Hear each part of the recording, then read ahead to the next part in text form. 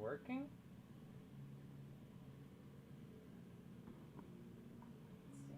What the hell? Why is this stuck? There we go. I think it's live. Or maybe it isn't? I have no idea. Oh, there we go. Now it's showing up. Yeah, YouTube live stream because Twitch, well, I screwed up my 2FA on Twitch, so I can't get into my Twitch account. Yeah! Anyway, also I can't find the charger for the camera again, so, because of the whole, you know, flat getting destroyed.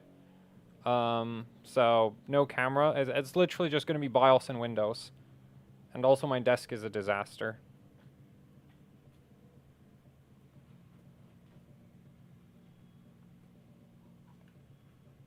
Go. Sorry about hitting the mic there.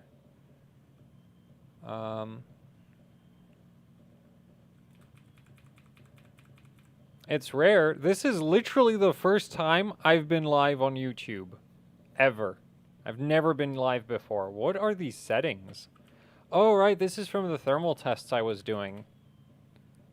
Right. That makes sense. So, it's already on XMP, so I'm gonna do... Which chip is this? This is the 10900K, right? I have no idea. Yes, it is. Okay. I mean, it even says system specs.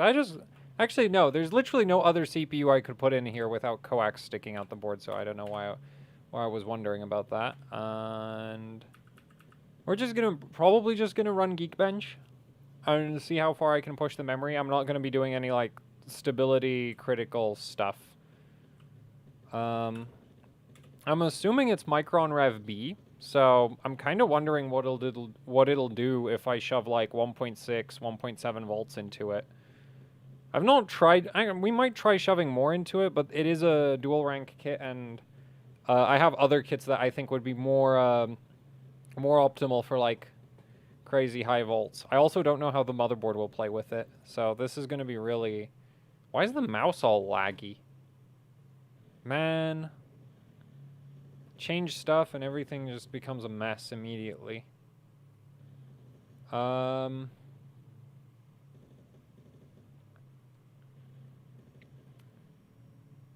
baseline test, yeah, let's do that.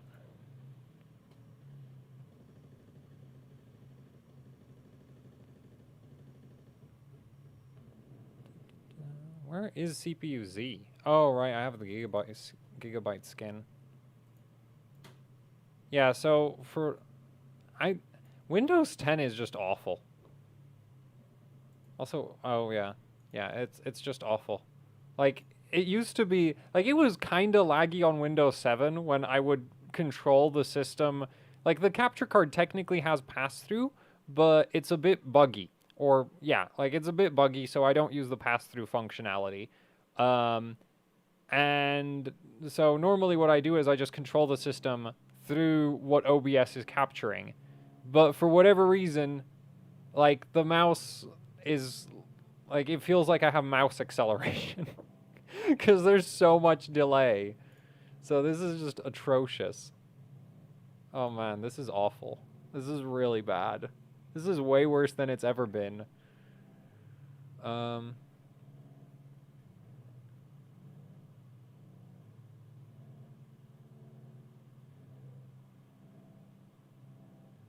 How to get B-die kits these days? How, like, B-die is still in production. Like, seriously, like, G-Skill has straight up announced, like, a new Uber bin of Samsung B-die.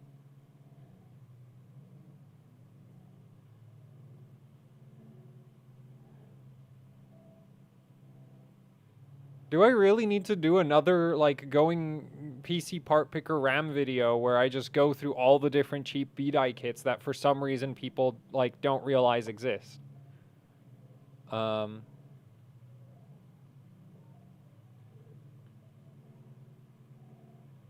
G-Skill has recently done, like, what is it? I think they did, like, a 44... Well, the thing is, I don't follow the G.Skill memory kit releases that closely because they're really expensive, and I don't have a way of requesting samples from G.Skill, and I'm not going to pay that much for a kit of memory, even if it's really good. Okay, so that was 7,000, so that's kind of meh. I'd like to do like 9K. If we can do 9K, I'd be relatively impressed. If we can do over 9K, that would be really, really cool. But I'm just like, I have no idea how this is going to behave. Unlike Rev E, Rev B doesn't seem to have the... Like, Rev B, or no, Rev E on Intel has some horrible compatibility issues. And Rev B doesn't... Rev B, I don't believe, like, I've not noticed similar stuff with Rev B yet. So, it should just go way faster. Let's go to 4,000.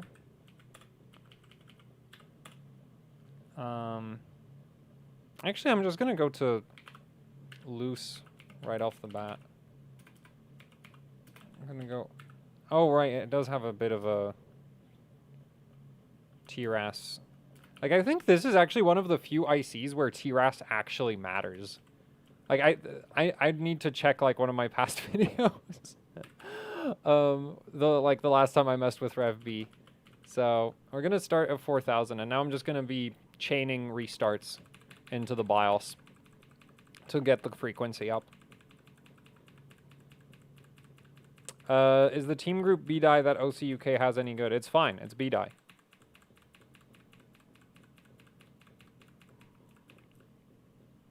And now I'm going to find out that this board absolutely hates dual rank kits, aren't I? This board doesn't have a postcode, which is very concerning. Also, I should probably set my training voltage since I do have the XMP enabled. And that tends to, like, mess that up. Okay, so 4,000 works. Let's see if we can do 4266. If we can do, like, 4,600, then tightening it up, we should be able to do over 9K. No,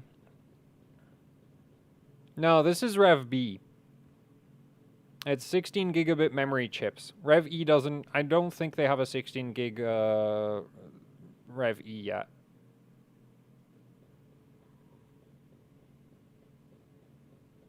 So I don't think it's doing 4266, which was very disappointing. I was kind of toying with the idea of maybe using an Intel, like a AMD system, just because for whatever reason, Micron ICs seem to be way more compatible with AMD than with Intel memory controllers.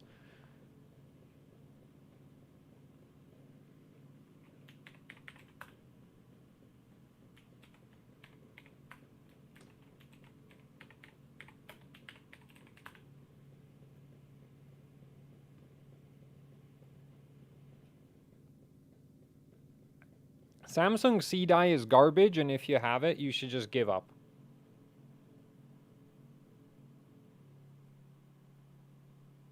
Yeah, it turns out I shouldn't have ever bothered with streaming on Twitch. I should have always just streamed on YouTube. Which makes sense. Will you do breakdown? No, there's no point doing the 3090X Trio. It's like the same PCB as the 3080.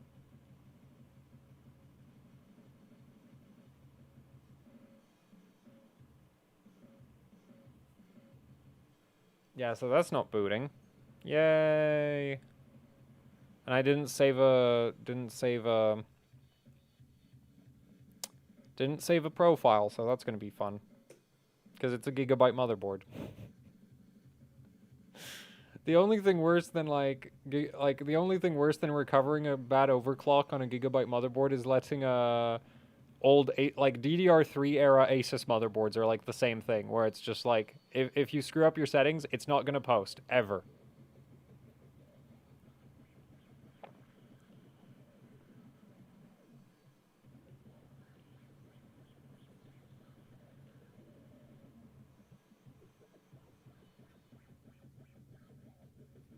Do you think it's possible to run 256 gigs of memory on 3200 megahertz anywhere? Yeah, Threadripper should do it.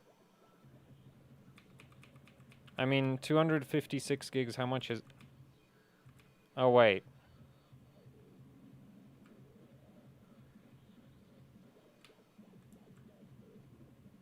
Oh, yay, the capture card's being stupid because I'm using an NVIDIA GPU. How dare I use an NVIDIA GPU? Yeah, perfect. Man. So Jack, want to use Apex 12 for my next rig. What's the absolute best 2x16 kit I could go with? G-Skill has like some crazy 16 gig memory modules. So go look for those.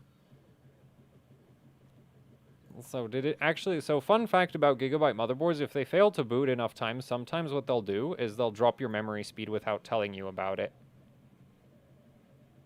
Yeah, like we didn't get a recovery message at all. It just went to 20. Yeah, because actually we still have the, no, it's 19, what the hell? So it just dropped to JDEC. Cool.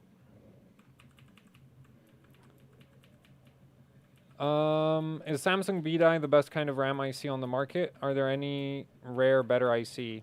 Currently, if you just want raw performance, yeah, B-Die is the best. Like, there's just, if you're benchmarking, it's just B-Die, essentially. For daily, it doesn't make that much of a difference. But for benching, yeah. Which button is it on this BIOS? No? There, okay.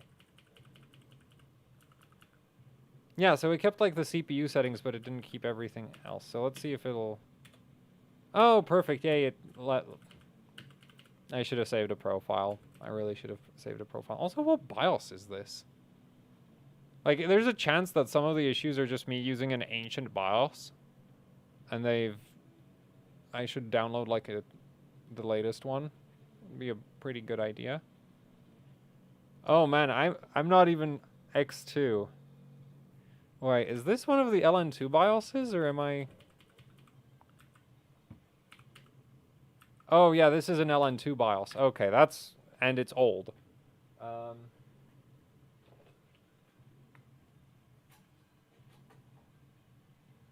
So we're gonna go get the latest, like, retail BIOS, because, well,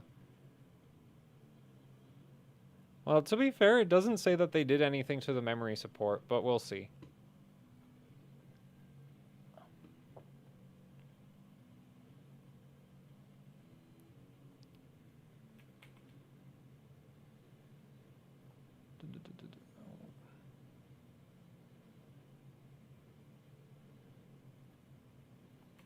The USB stick.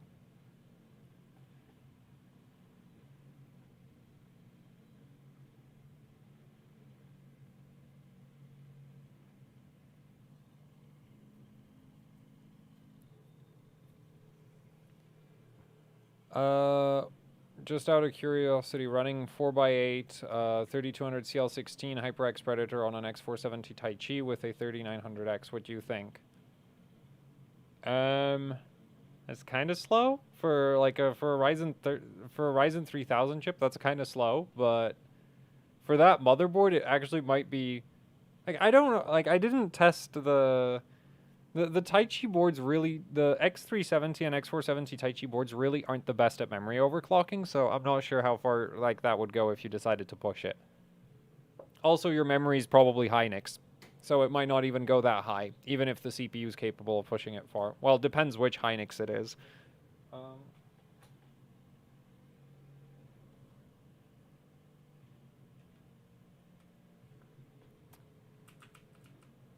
Okay. Which shortcut is it? Q flash fate.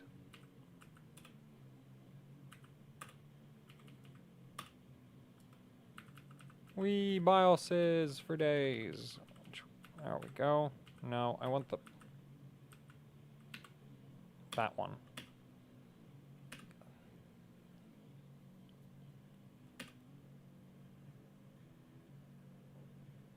I tried 3800 CL14 with my Patriots and gave up at 1.45 volts. Maybe Corsair 5000 C18 would do it. The Corsair 5000 C18 is like Rev E or Rev B. It's not gonna... Well, okay, it'll do 3800 CL14, but it won't do like a good TRCD. So it'll actually be slower. Also, you're on B-Die. Just shove 1.5 volts into it. So, like, giving up at 1.45 volts for B-die is, like, really weak sauce. Like, I'm generally, like, I don't go above 1.5 volts, and that's honestly, compared to some people, that's still kind of low. I know quite a few people who daily, like, 1.55 to 1.6.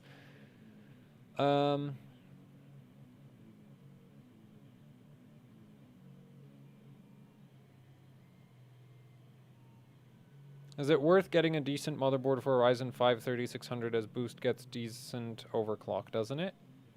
No, the CPU performance really doesn't change with the low-end CPUs based on which motherboard you have. Like, the differences are more about, like, which brand you have than which actual board.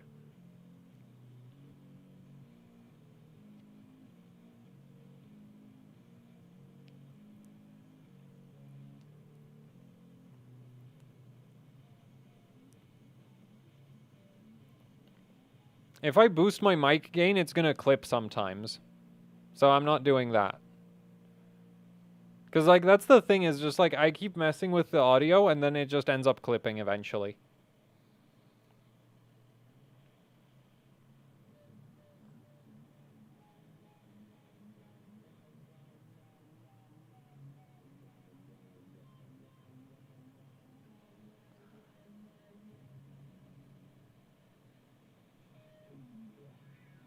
Well, you do testing I know. I don't do auto overclocking tools. Because I don't trust them. It's just like, yeah. Which Mobo should I buy around $200 for OC and OC for AM4? Are you kidding me? Do I not have like a bajillion? Like, there should be a video on freaking Gamers Nexus. There should be a video on my channel. Just go look up AM4 motherboard guide or whatever. It should be like 40 minutes long. Saves me time. Actually, it's not 40. If there's a Gamers Nexus version, that one will be 30 minutes. Like, I really don't get why I get so many questions where it's like, just go watch the bloody videos. What do I make them for?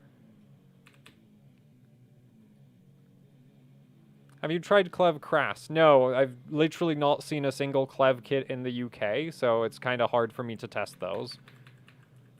And they're like, Clev is to Hynix what Crucial is to Micron. So basically, Clev is always going to be some kind of Hynix memory chips, which doesn't really mean, like, that doesn't mean it's going to be bad. It's just like, yeah, if you're looking for Hynix, that should be one of the best ways to get Hynix. Wait, what did I just press? No, I don't want to load up. Oh, right, it's F2 on this BIOS. Man, too many MSI motherboards. I keep hitting the F7 button. 148.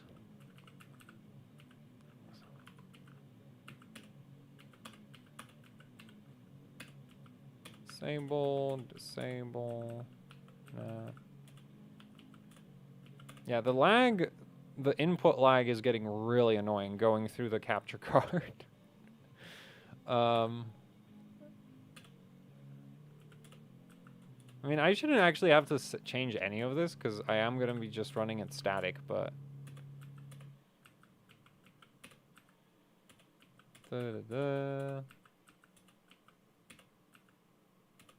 And actually, that doesn't matter if I'm not trying to set the ring to the same clock as the core clock, but we're gonna go to... This time I'm not gonna enable the XMP because it just... like, a lot of the time that just screws with how the motherboard handles things. So we're gonna go 19, 24, 52.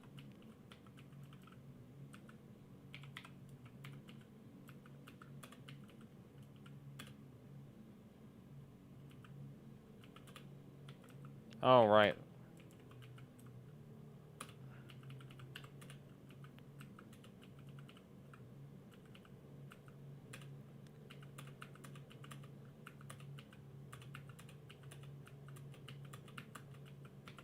There we go.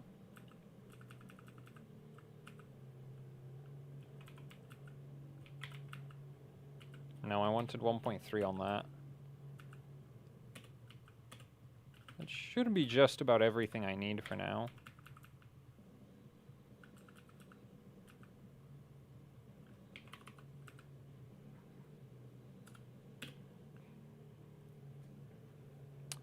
How much heat dissipation for a power stage DR MOS discrete MOSFET is way too much? For example, 2 watts for a specific model might be okay, while others not. It really depends. Like, you'd have to look at the data sheet. And also, like, the thing is, if you have a good cooling system, you can have more heat output from the MOSFET. Generally speaking, if it's less than 1.5 watts per power stage, then you're looking at, like, you don't need a heatsink type scenarios.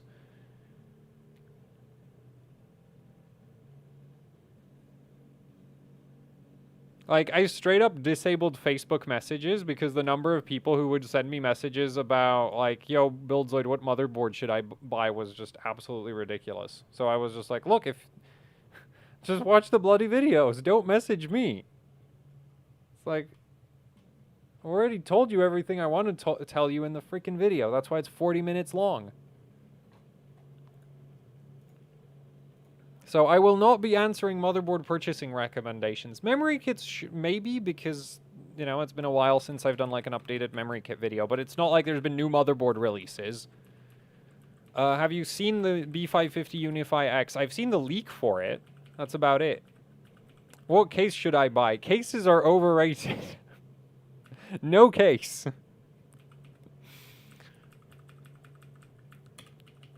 Okay, let's see. 4,000.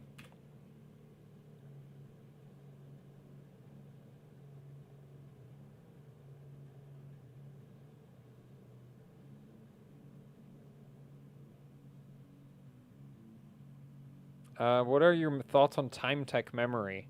I've literally never heard of that brand, which makes me kind of concerned. Man, this chat's rolling way too fast. Like, on Twitch, I normally get like 100 viewers, but here it's 500, and it's just like, yeah, this... Wait, read super chat. Did I miss one? Oh, I did miss one. When buying RAM, how do you ensure I'm getting B-die? You just have to buy, like, specific speed bins to get B-die. So, like, 3200 CL14, always B-die. Assuming it's, like, 14, 14, 14 and not something weird like 14, 16 or 14, 18. Because I have actually seen, like, some memory kits out there which are, like, 3200, 14, 18, where it's, like, you are really trying to trick people into thinking that's B-die, but it's not. It's just, like, it. So, basically, there's specific speeds that you can't do on other memory chips. Generally, a good rule of thumb is if the TRCD, if you take the clock and divide it by TRCD, and the number you get is bigger than 200, it has to be B-die, because most memory chips don't do a TRC, like, don't work, like, aren't very stable at that kind of TRCD, at that low TRCD relative to the frequency. Let's try 4133 this time. Is 75 CN okay temp for an R9 3950? Yeah, that's fine. Does RAM on RGB... does RGB on RAM hinder overclocking, like added heat from the LEDs? Heat, maybe, but, like, your memory kit would have to produce, like, have some absolutely insane RGB for it to be a problem. Like, I've not run into it. Paul did a rip GN, beat GN's time spy score. Would you do that?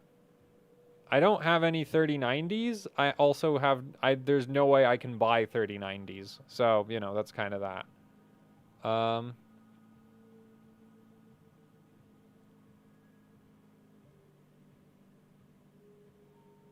Your opinion on B-die Finder. I've literally never used it because I just used the TRCD thing. Like, that's all like, literally, I just use the TRCD rule. And then I just don't go, like, if you're looking for B-die, there's no point buying Crucial Ballistix memory kits. You know? Also, it looks like this board really doesn't want to take this kit above 4,000. Which is really does... Well, I don't know if that's the board's fault or the kit's fault. Like, I'm not even 100% certain it's Rev B. I'm just kind of guessing that there's not that many 16 gigabit memory ICs, so... that, like, Micron makes, so it's probably Rev B. Do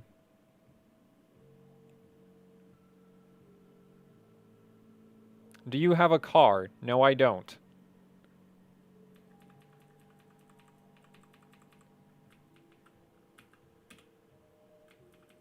Also, this time I'll actually save a profile, because obviously this is going to be very difficult.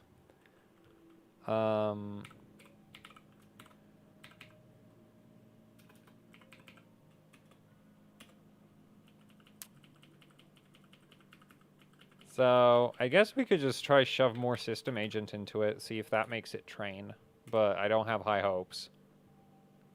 My 10900K is being shipped and I need an MB. Should I go with Aorus Elite AC using override mode or go with MSI Unify? I'm gonna actually say, like, go with the Gigabyte board. Like, MSI's, like, the main problem I have with MSI boards right now is, like, you can't get a VRV out reading on them. So, yeah, like, that's super annoying. What music is in the background? It's some stuff I've been working on. And calling it music is very generous. It's meant to be interesting background noise. Is Oloy 32GB 1923 decent setup? That'll probably be Hynix DJR, and yeah, that's not too bad. Like, Hynix DJR, well, actually, okay, it won't necessarily be DJR. It could be CJR, DJR. Actually, wait, 32 gigs, 16 gig DIMMs, or like 8 gig DIMMs? Like, you need, like, it really depends. If it's 16, actually, it could still be DJR. I have no idea. Like, that's one of those bins where it's just, like, it could be all kinds of things. But the fact that it's 4,000 at all is just, like, it can't be anything super bad. So, yeah, I'd be, you know, like, that shouldn't be a too bad option.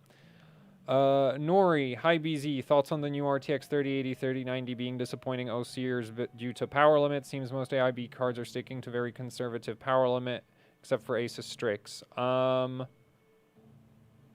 mean, that's kind of what I expect, like, it's an NVIDIA GPU, of course it has a really low power limit. I mean, like, NVIDIA, it's not even that, I don't think the power limit is even enforced from the side of the, like, the actual board partners. I think it's mostly NVIDIA just going, like, look, you can't ship these cards with a power limit that's, like, way above what the 8 pins are rated for. Also, some of it's going to be just, like, the VRMs on a lot of the cards are not that powerful. So, yeah, it looks like we're going to just have to go for efficiency at 4,000, which that's going to be interesting. Thoughts on EVGA cards? EVGA makes a lot of reference PCB-based cards, and then they make, like, FTW cards, and the Kingpin cards are often really, really cool, like, really nice. But I've not seen the FTW3 yet, and the KP... I mean, I expect it to be one of the top 3090s, 3080s out there, so we'll see when I get pictures of that. Wait, also, I just missed another super chat. This is so hard. You know, 8 gig sticks and OCing stuck for 16. What dies do you think? Wait, did I just let it get into Windows? Man, this is disaster. Roughly, 16 gig sticks. Just look for dual rank B die. Or dual rank DJ. Like, the issue is I've not tested DJR yet. And I'd really like to, but it's just like, I have too much stuff to work on. Pretty much all the time I have too much stuff to work on. Also, I should have used an AMD card because this is getting absolutely infuriating. Did it boot, or is the capture card just being... Yeah, the capture card's being stupid. But, so, anecdote, like, from what I've heard from other people, DJR plays well with Intel. And then B-Die plays well with Intel. And then I'm not sure that anything... Actually, Rev B, single rank, plays well, but it's single rank, so you lose some performance to it. I'm just going to go straight to 1.6 volts and see how low we can push the timings. Now, the funny thing about these memory sticks is they're actually really... like this... Assuming this is Rev B, which I'm still pretty convinced it is. It should be really temperature sensitive, so if we run it for too long at 1.65 volts, eventually it'll stop posting. Because it'll just get too warm, and then I'll have... Well, I do have a fan on it. Or, well, I have a fan near it. I might have to just put the fan on it. Anyway. So... let's try 16... I should be able to run 20 at this frequency. Like, this is a TRCD 18 bin. Yeah, so...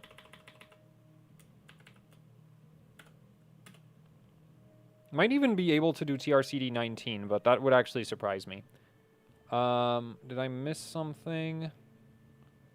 Opinion on about T-Force Extreme 8-pack edition. Is the memory better than normal T-Force Extreme? I have no idea. I've never tested one of them. I would assume they're about the same as the regular Extremes.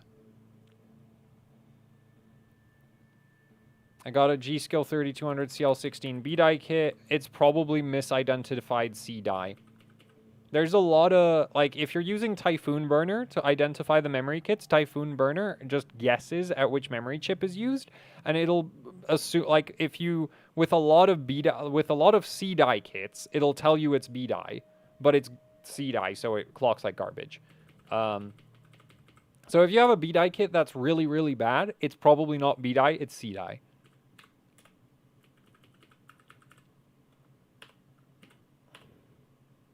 So if it does 19, I'll actually be impressed. 3200 CL14, 4x8. Currently I'm running only XMP, never OC'd. Is there any easy way, or should I just stick to XMP for everyday use? Z490 Aorus Ultra. With your motherboard, you should be able to do, like... So, easy way. Like, the thing is, RAM overclocking isn't difficult. There's not, like, some crazy math equations you need to understand to do RAM overclocking. It's just really time-intensive. So, if you feel like spending a bunch of time pushing timing, like, you know, tweaking timings, you can. And with the Z490 Ultra, I think you should be able to push it all the way to, like, 4,000 megahertz at decent timings. Or you could stop at, like, 3,600 and... like, if you want to make your, you know, life less difficult, stopping at 3,600 tends to do that. Past 3,600, things get more and more complicated, and, yeah, and then past, like, 4,000, they get really complicated. Or more, like, really annoying to deal with. It's not like, it's not like, again, it's like there's no equations you're doing, it's just kind of like brute force. Will next-gen AMD have Infinity Fabric clock, Infinity Fabric increase? You would assume so, right? Like... I don't know. Like, I don't have any insider information for AMD at all, so it's just like they better be doing something to the Infinity Fabric, or, you know, that would be kind of disappointing, because that's the biggest bottleneck with their current CPUs.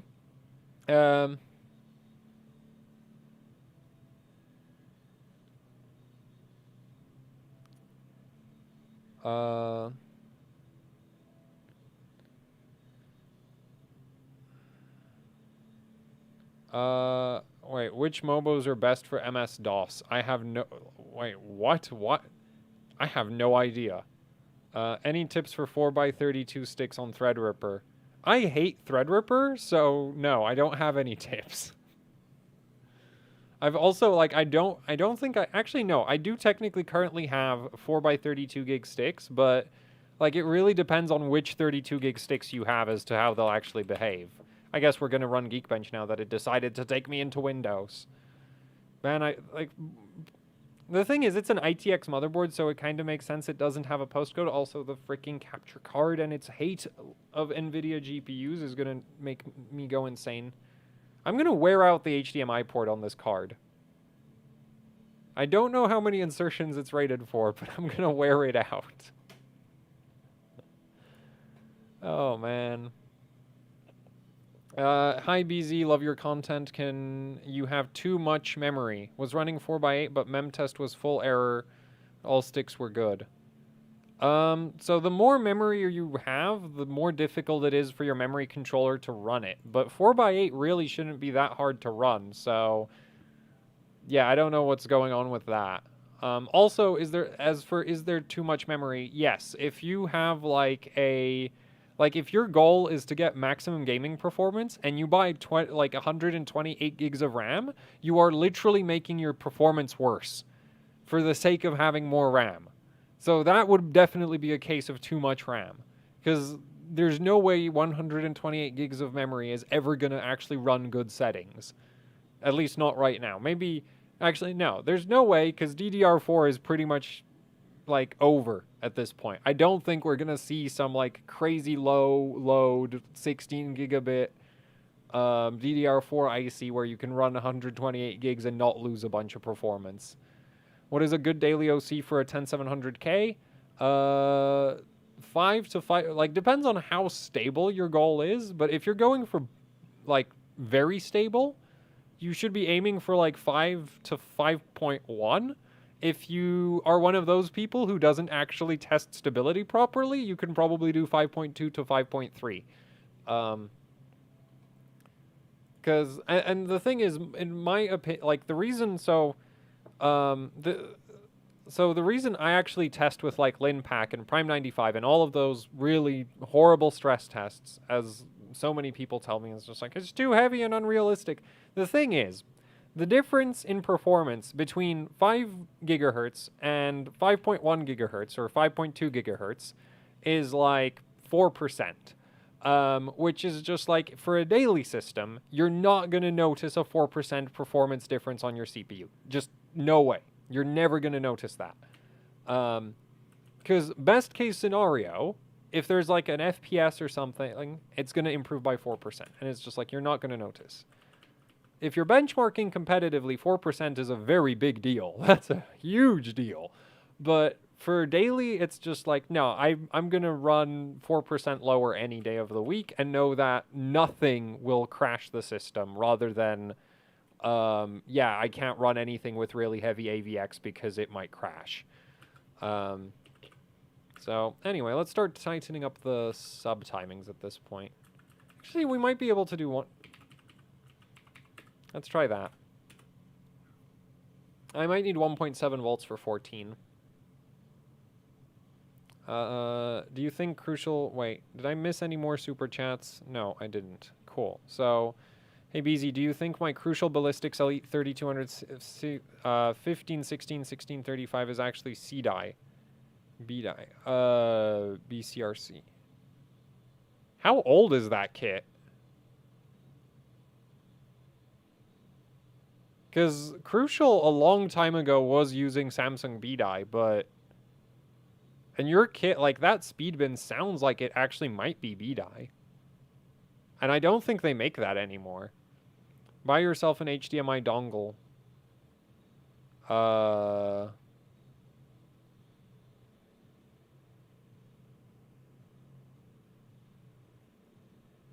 Please review RAM section on MD computers. Is it in English? Because if it's not in English, then I'm not doing... Wait. Oh, it is in English. I guess I can go through the memory? Wait. Yeah, I guess I can go through the memory section then. But I don't know why anybody would watch that. Have you tried Dynamic V-Core on 9900K with Z490 Master? I straight up don't use Dynamic V-Core anywhere, ever, at all. Because it is so annoying to get it to do what you would expect it to do that I just don't bother with it. Because the thing is, your idle power consumption doesn't really change that much between, like, static voltage and, like, dynamic voltage. Because most of the, like, modern CPUs, the big power savings are from power gating, not from the, like, the voltage. Like, the voltage reduction helps, but... a lot of the stuff that isn't running is literally turned off. So there's no voltage going to it. B550 FX60... Wait, what? B550 FX63... You can't put an FX6300 in a B550 motherboard. What are you even trying to do? 2x16 RAM 43... and Unify. MSI's support for Micron memory, or more like MSI's general support for memory, is like more flexible than... And 36.6 nanoseconds, yeah, that's good. Though, honestly, I would run Geekbench. Like, I wouldn't just rely on IDA scores. But yeah, if you can get that stable, that's solid. 4317 is nice.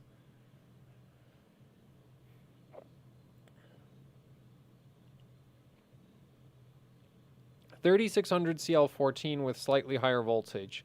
The issue is, yeah, but if you just go from 3200 CL14 to 3600 CL14 without changing any subtimings, it doesn't actually make that much of a difference to the overall performance.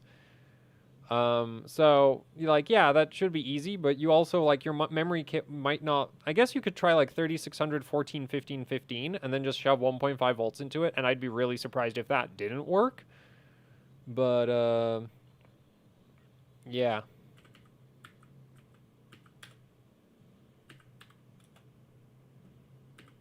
Okay, so it does. All right, CL14 works. Cool. So I guess. Okay, well, the board already figured out that I'm going to run TCWL12. 4. Actually, yeah, well, nah, we're going to go 4. Those don't apply on Intel. 4, 6.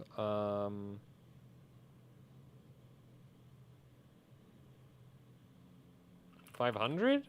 I think 500 will work. I'm not entirely sure. It's been a while.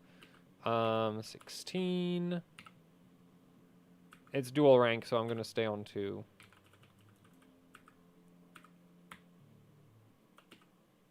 Okay, that works. No, not that one. We're going to leave this alone for now. Yeah, I locked myself out of my Twitch, so I'm messing with YouTube streaming for once. Also, I'm starting to think streaming on Twitch is pointless. For, like, considering how well this stream is doing. Meh. Well, I can kind of gauge what's going on with the system by looking at how the fan is spinning. And right now it looks like it's in a boot loop. Yay.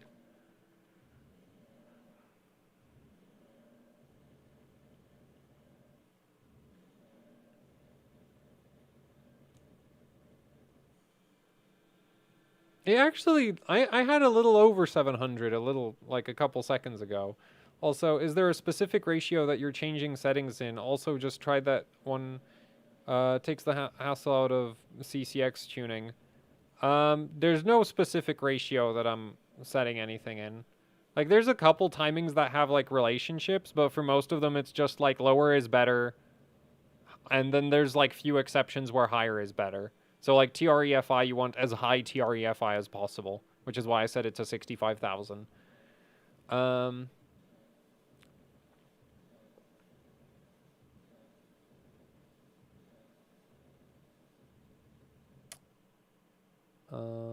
Thanks for the small donation, FJ5.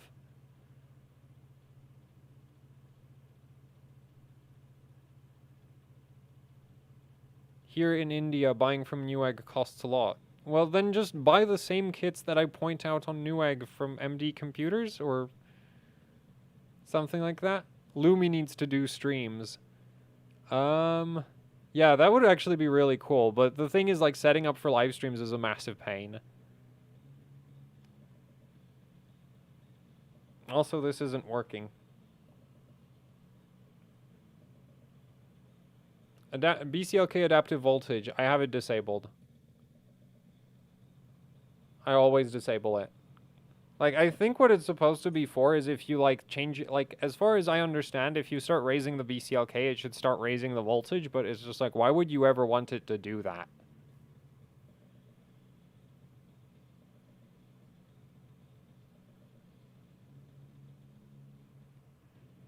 I'm pretty sure that I screwed up the TRFC. Or the TCCD timing. For you to get a better capture card. Like, no, the capture card's solid. It's just like it hates NVIDIA GPUs. And the funny thing is, it didn't always hate NVIDIA GPUs. There was a very long period of time where it was relatively okay with NVIDIA GPUs, and now it's just like, nope. No more NVIDIA. Or no video. SP score for your CPU. This is a 63. This 10900K is a 63. I have no idea what my 10700K is. Thanks, Jim Hurley.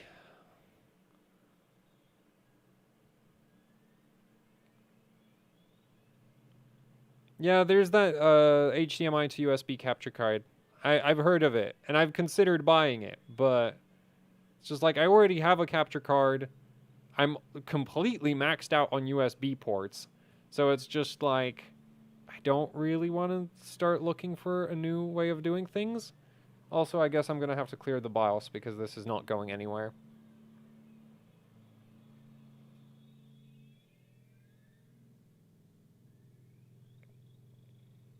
So, I have a work system. There's a capture card in it.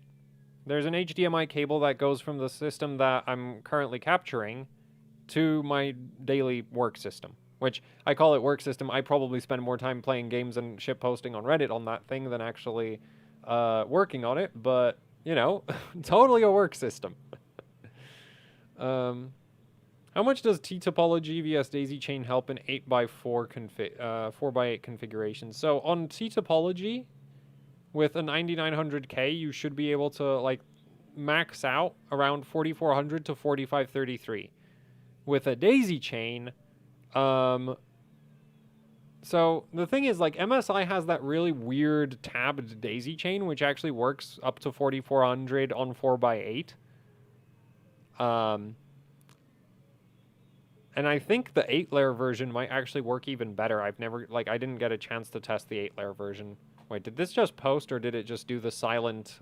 Oh, right, no, I cleared the BIOS.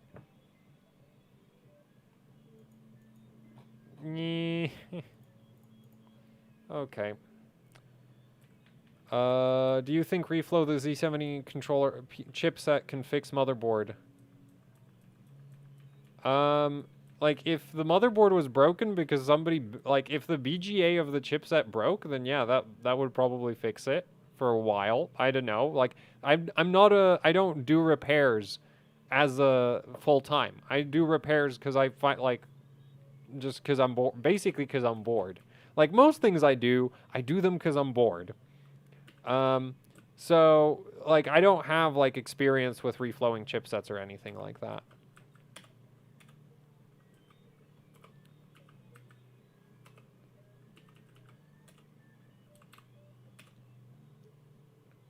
$14, $19, $4. Maybe I shouldn't do all of the timings at the same time this time around.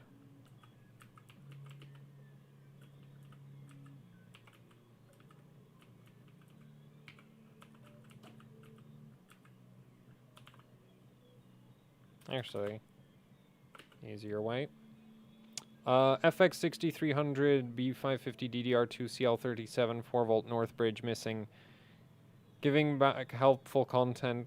Good luck, have fun, and smash 2V.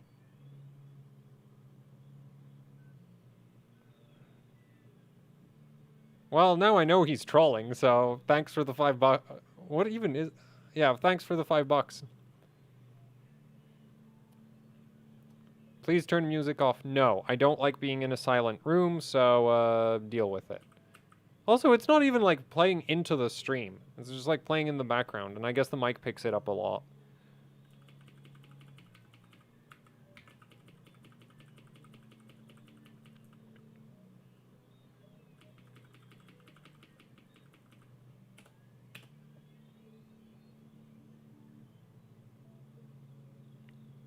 One last question. What's the highest safe voltage for B-die?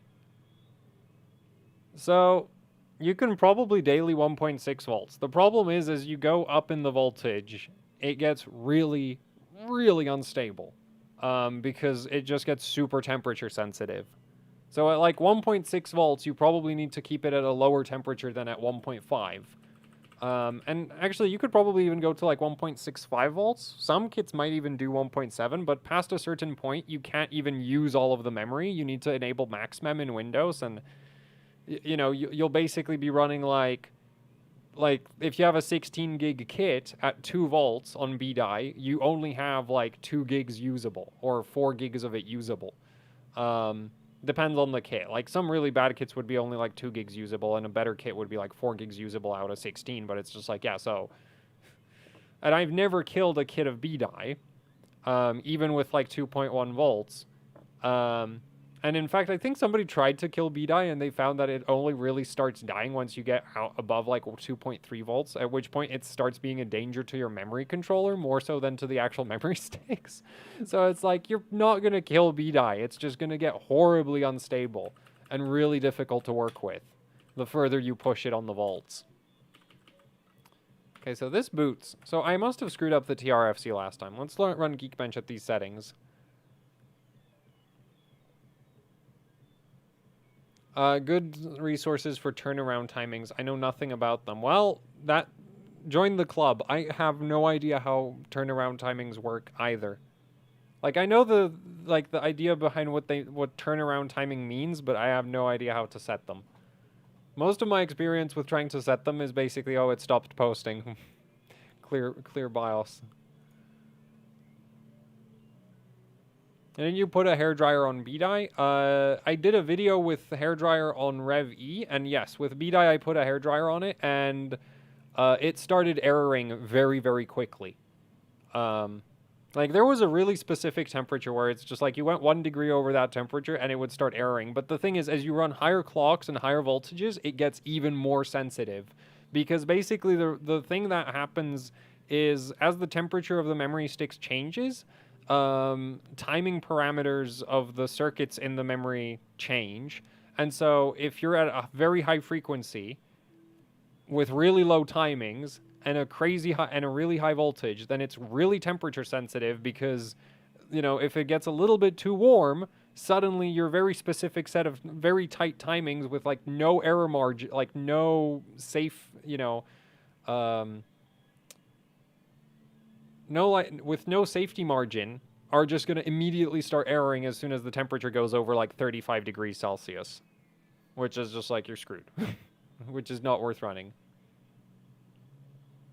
So max stable with decent airflow should be 1.6 to 1.65. Depends on the kit.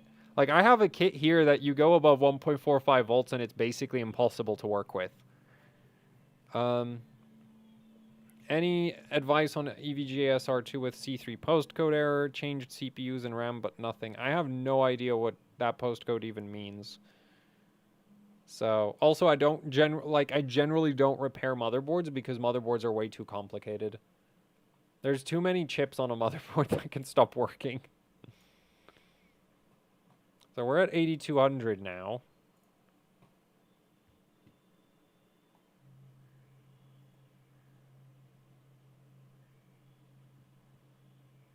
I think the reason I can't go near 200 nanoseconds TRFC on Z490 Aorus Pro with Ballistix Elite C15 B-die is T-topology. Wait, 200 nanoseconds. What frequency and what TRFC ticks are you trying to run? Because I don't work in nanoseconds at all, so I don't know what that works out to at 3600. There's a chance you don't have B-die.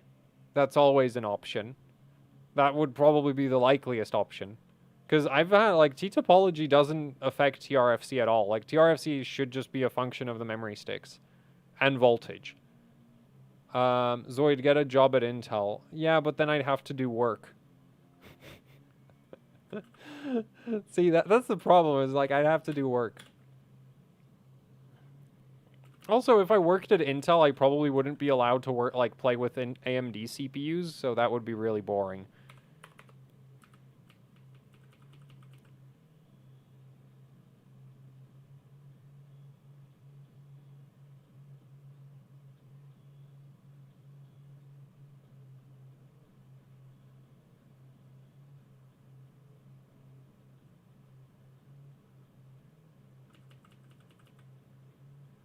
Work for AMD, but if I work for AMD, I can't use Intel CPUs. How many viewers were you having on Twitch? Around 100 most of the time? So yeah, we're doing like 7 times my Twitch numbers, so... The thing is, I think I'm still gonna, like, once I get the Twitch back, I think I'm still gonna do Twitch so that I can get the Amazon Prime money. But the idea is that, Like, those streams will be, like, way more disorganized and stuff. So they're going to be, like, even worse quality than what you get here. And this is pretty low. Oh, man. Okay, wait. What do I want to change? I changed TRFC. Let's see if it still posts. I wonder if we can run TCL13. The annoying thing is, like, technically for running high frequency, there should be a bunch of settings that if I knew what I was doing, I could change and then it would work, but I don't know what I'm doing, so that's not going to happen. Any plans for LN2 streams? I'd, like, when once I move, I'd like to do LN2 streams. Like, I want to play with LN2. I'm actually really annoyed that I haven't run anything Sub-Zero for, like, a year now. And it's just, like, it's really dumb. Because I have the doers. I still have those. Let's try 555. That might still work.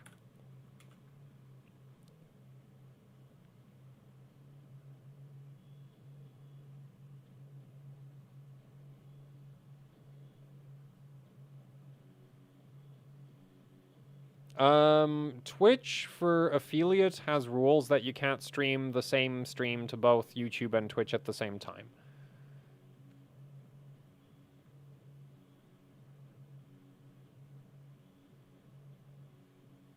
I'll try 585. Man, 585 is going to score the same as 600.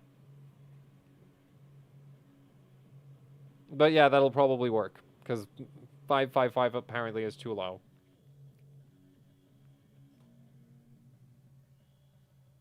LTT is so big, and also they signed up to Twitch, like, before Twitch had a bunch of rules that, like, so LTT gets, like, has exceptions for a lot of the rules that, like, you have on Twitch about restreaming, because they've been there so long. Like, if I'm not mistaken, it was basically, like, they signed up before Twitch started having those rules, so they're exempt. 1.8-ish B-die on IMC for Ryzen 3 or 2. Oh, right, that's the guy who keeps trolling. Well, thanks for the $5 again, though. Even if your comment doesn't make any sense. What is your feeling on updating MB BIOS long after one has been stable setup? Used to do this, but it seemed benchmarks ran slower. Maybe it was due to Intel vulnerability fixes. Yeah, if you had like a stable early Z490 BIOS and then you updated to some really modern one and you lost a bunch of performance, that would be Intel patching the vulnerabilities. No, LTT is partnered on Twitch. They're not affiliate. But anyway, like, if I, like, with affiliate, I already can't restream. And if I had partnered, then I definitely can't restream.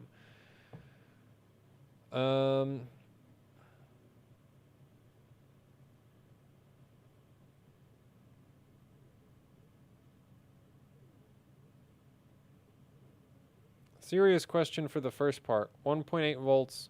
I've done 1.8 volt, low risk, 1.8-ish. I've been benching like over 1.8 volts on Ryzen CPUs for ages. So if you're just doing it for benchmarks, yeah, that should be fine. Like, DDR4 memory controllers are actually surprisingly robust, because I blew up a DDR3 memory controller at 1.85 volts. It was a FM2 CPU. So, what was it? A 750K?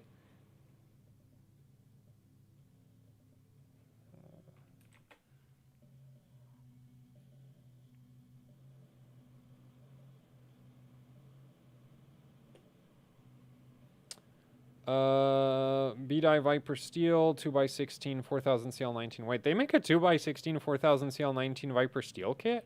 I had no idea. That's cool.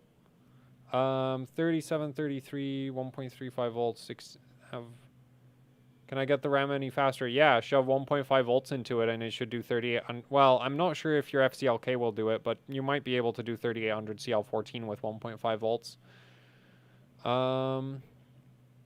Also, you're probably going to degrade that 3700X with 1.375. 3800 C14, is this a good kit? I think it's really overpriced, but yeah, it's good. Like, for a while, I think that was one of the best speed bins that G-Skill did. I like a 32 gig 2x16 kit T-Force Extreme. Yeah, I've been, like, I want to pick up another 2x16 kit of B-Die, and I'm probably going to be picking up a T-Force 3200 CL14 kit for that. Just because they're the cheapest. Because it's like, I refuse to spend a lot of money on RAM. It's like, I see RAM as a necessary evil, not as a... Like, there's some people who bin, like, crazy amounts of memory, or they'll actually buy, like, the super high bins from G-Skill, which are, you know, like, $300, $400, $500 a kit. And it's just like, yeah, no. That's way too much for a memory kit. I'd sooner buy a 9980 XE than a $500 G-Skill kit. And I'm not, like, bashing G-Skill with that. It's just, like, I'm not going to spend... like, it's not even $500 G-Skill. It's, like, $500 any memory kit. I'm not paying that much. And it doesn't post again. Yay. Do you have the new 5100 Crucial sticks? So Crucial got in touch with me about sending those. And I have no idea what's going on with that since then. They should be really cool, though. Like, they should be really, really special sticks. So I really hope I get to play with them. Because they should be super interesting.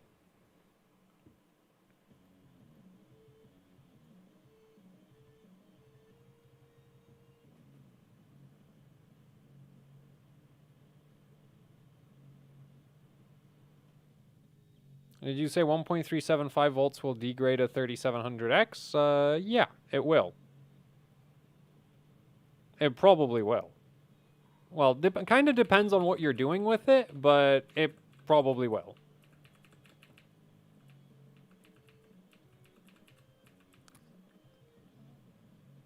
Like, there's a lot of, like, 1.35 volts asterisk and then, you know, details, but I'm guessing he's just running it, like, if it's actually static 1.35 volts, like, with no load line, like, no droop, none of that, then, yeah, he's probably going to degrade it.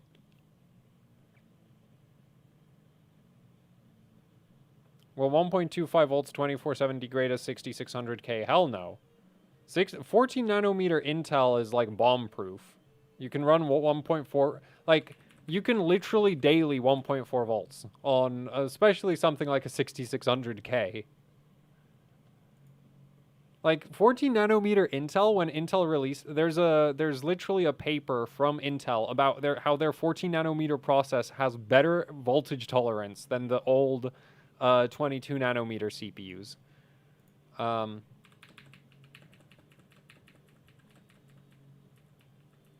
1.325 volts too much? No, 1.325 should be fine. The thing is, like, degradation exists on a scale. So at, like, 1.5 volts, you're going to be degrading the CPU very quickly. At 1.45 volts, you're still going to be degrading it pretty damn quickly. At 1.4 volts, it's going to be somewhat slower. At 1.35 volts, it's going to be somewhat slower. And then, like, below 1.32-ish, it's going to be so slow it shouldn't really matter. Or even below, like, 1.35 volts, it's going to be so slow it shouldn't really matter. The other issue is, like, there's also the variables, like, what temperatures are you running? What workloads are you running? Because the thing is, if you look at how I overclocked the 3600, the 3950... Actually, did I do a video about overclock, like, daily settings for the 39... I can't remember. Well, with the 3950X, when I was messing around with it for, like, daily settings, what I ended up with was, like, 1.35 volts, but with, like, so much droop that if it hit full load, it'd be at 1.2. Because normally, if you let PBO do its thing, it won't really go above 1.2. Mostly because the chip runs at, like, 90 degrees at that point, which is just, hooray, 7 nanometer. An insane thermal density. Okay, that did not work. So I guess we're just going to have to load that profile. Man, I really wish I could get this to clock higher.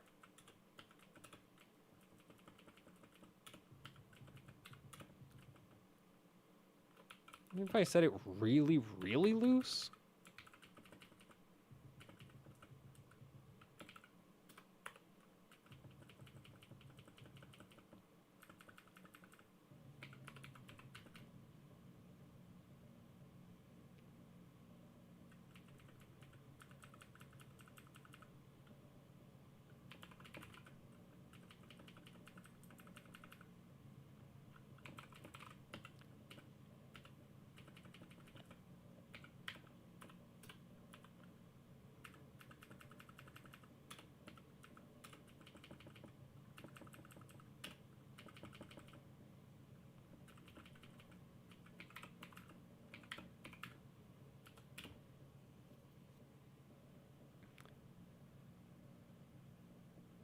try bumping your CLK drive strength to 40. We don't have CLK drive strength on Intel.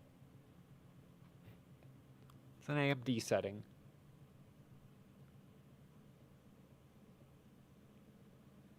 Do you have an email address or anything like that where I can contact you to directly discuss how I can improve my PC?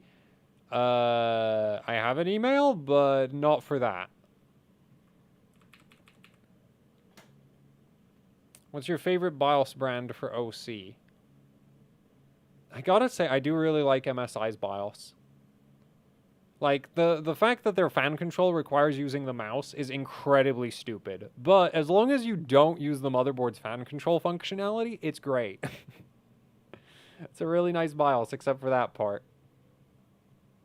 And it's still not posting. I should have used Ryzen for this.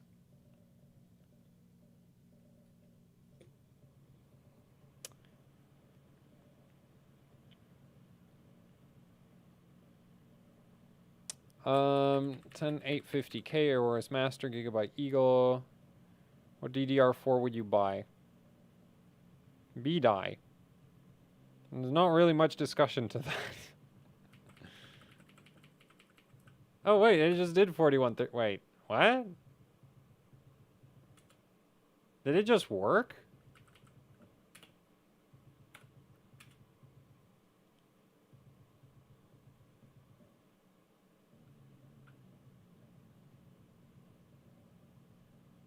Opinions on Corsair RAM.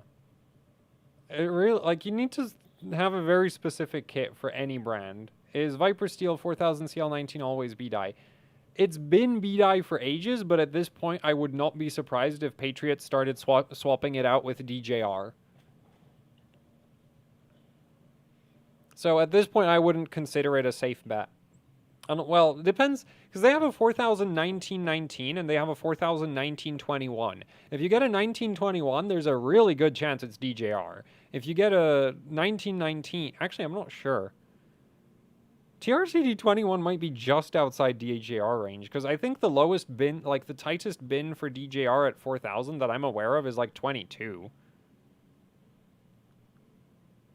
So, I'm not sure, but I wouldn't, like, I'd be suspicious. But 4000 1919, that should be a safe bet B-die.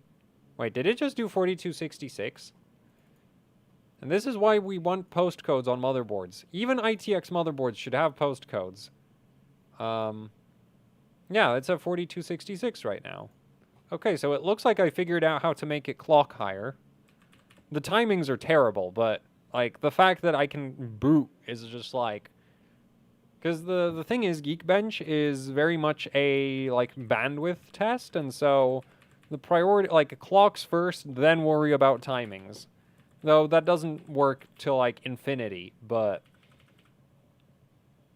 did it just crash? No, the capture card's just being stupid again.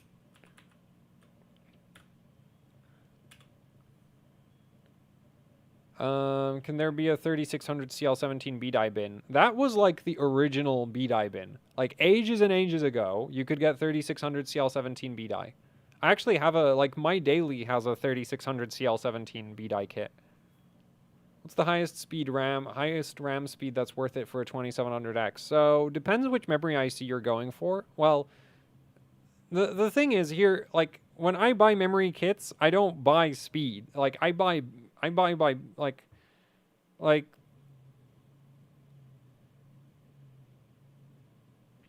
if you're buying an XMP kit for a 2700X, you should probably buy like a 3200 or a 3466 because going significantly above that tends to be rather difficult.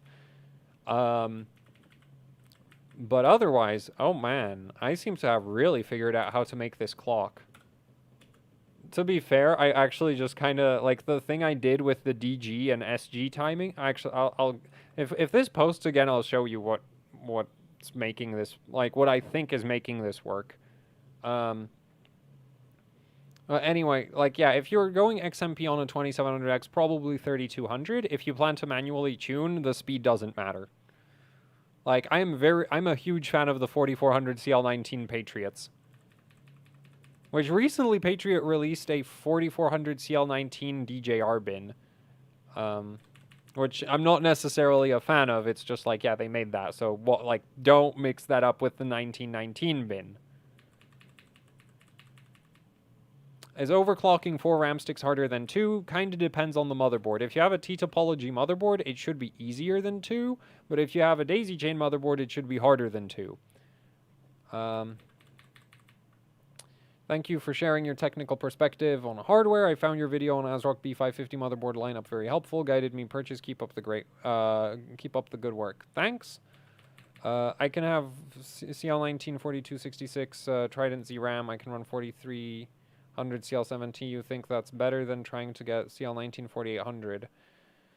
CL19 4800 probably needs so much system agent voltage that I wouldn't daily it. So yeah. That's kind of my thoughts on that. Okay, so 4600 is upset. But that's actually not surprising. It's dual rank. Like, if I can run dual rank 4400, admittedly with trash tertiaries, but we'll see if I can fix that.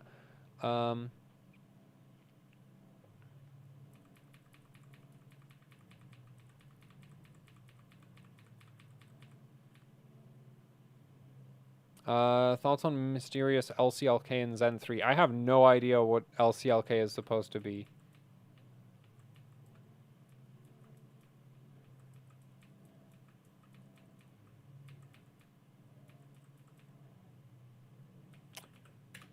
Wait, no! No! The laggy ass capture card. Actually, it's not the capture card, it's just like the... Like, don't try to play games through OBS. It'll be really bad. So much lag on this. Like, if I was using the pass-through, it's fine, but the pass-through's all, like... The pass-through works, but only with, like, short HDMI cables. And on, like, a 5-meter or... Yeah, 5-meter HDMI cable, it just doesn't work. So, F2, F4... So the trick to making 4400 work, it might have also been the fact that I trained it up, but a lot of it was the fact, like, I don't think it was the timings. Those probably had a little bit to do with it, but they shouldn't be the vast majority of it. No, I think what most of what did it was, yeah, okay, I skipped them, is these two timings right here. Because basically, and the thing is, I didn't figure this out. I actually stole it from MSI's BIOS because MSI's Z490 Unify has a timing, like a memory profile for Micron Rev E and for 4800. And the biggest thing that I noticed that, like, it changes that I couldn't get 4800 working for ages and ages and ages. And so I tried the profile, and all that profile really did was set those two timings right there extremely loose, and then it makes 4800 work. So that's kind of what I'm just doing here. It's just like, thank you, MSI, for doing the heavy lifting.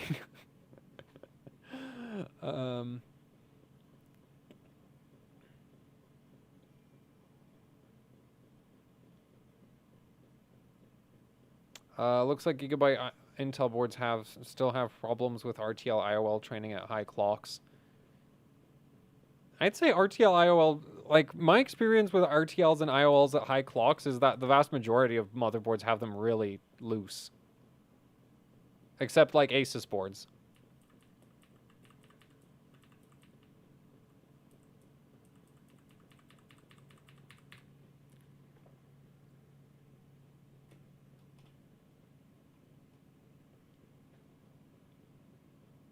So now I'm wondering, like, how is this gonna score? Wait, did it just crash, or? No, like, just capture card being...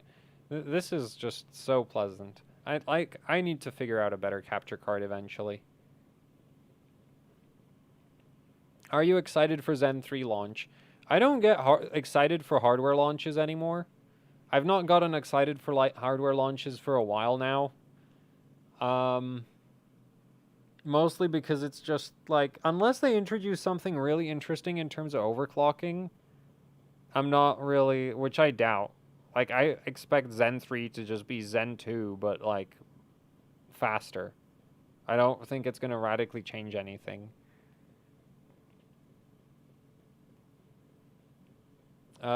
What's the highest clock you've achieved while booting and highest without errors?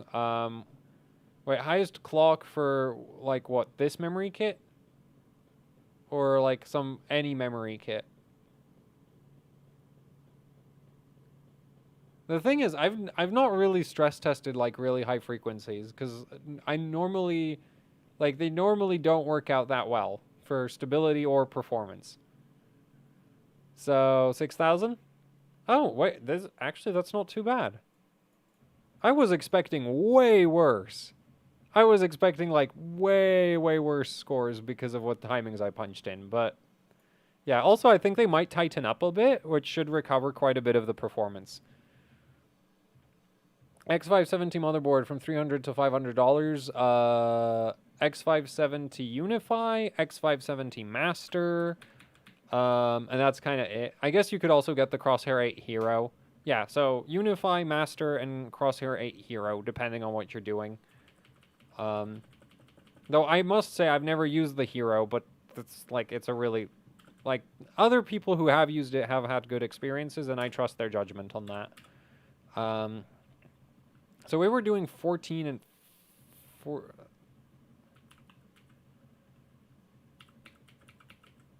It might do 21, but we're going to stick to 22 for now. 48.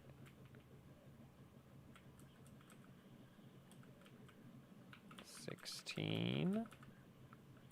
4, 4.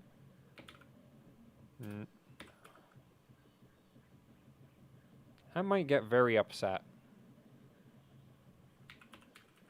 We'll see.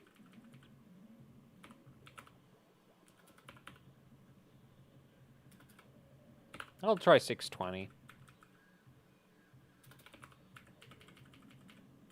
I don't trust it on TRFC. To do there. TXP4.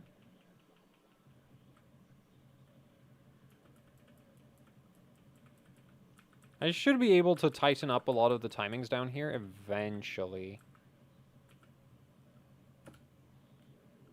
Also, I should be able to set this, and also this to 1.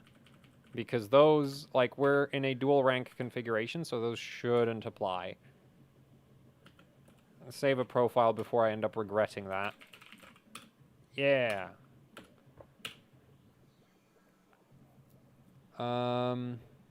Wait, I missed that $50 super chat, which I'm very sorry for. Thank you for sharing. Wait, I've already covered that one. Okay, so I didn't miss that one. I was just like, wait, did I read that? No, I did.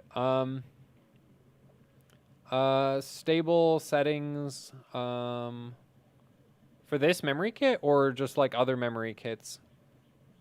And I have videos covering like a bunch of daily memory overclocks on my channel. So just like try check those out. I've not done one with Rev E yet for Intel because I've been not very successful with that. So yeah, I've been delaying that. And I've not done, well, for this kit, I might do a, man, that's going to take so long to mem test. 64 gigs of RAM. Oh no.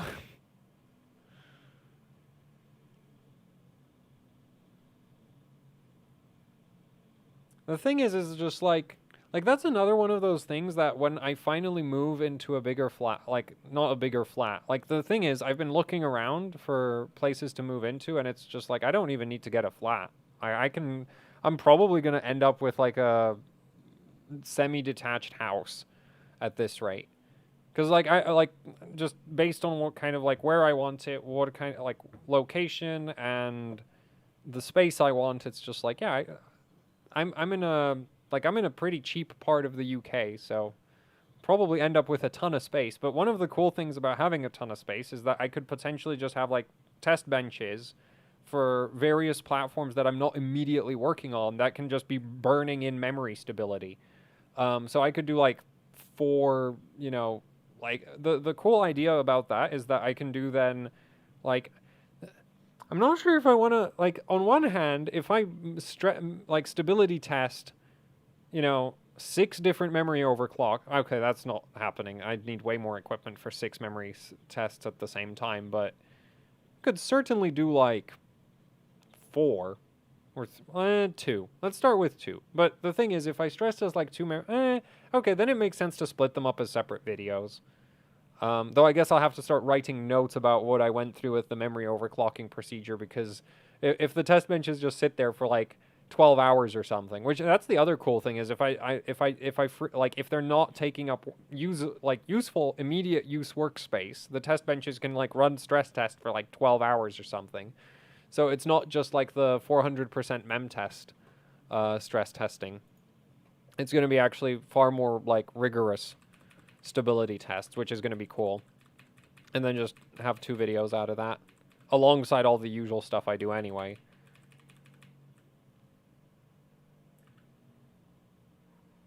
Does voltage only degrade memory chips, memory controllers, or can tight timings degrade as well? So theoretically, tight timings increase your power draw of the memory, as well as the memory controller, and so they should increase degradation. But the much bigger, like, I'm pretty sure, like, I've never heard of that actually happening. Like, theoretically, if you had electromigration problems, then timings would make them worse. Yes. But practically, I've never heard of that actually being a thing. I've killed memory controllers with voltage. I've heard of other people killing memory controllers with voltage. And you can certainly kill memory sticks with voltage. But I've never heard of anybody killing sticks with timings. So, yeah, that's kind of that. Like, theoretically, probably should be a thing. Practically, never heard of it. BZ, why do you use Geekbench 3 instead of 4 or 5? So Geekbench 3 is actually, like, gets points on hardware bot, whereas 4 and 5 don't. Also, 3 is faster than 4. Like, it's shorter than 4. So I use that. Because I'm only there for the memory test portion anyway. 6, maybe? 2. You know, we should be able to run TCL15, which... Like, this is kind of, like, 64 gigs of memory. Running timings like... Oh, man, we're at 1.5 volts? I had no idea. And we're not even at, like, crazy high system agent. Yeah, so that Rev B is just so cool. Rev B is really cool.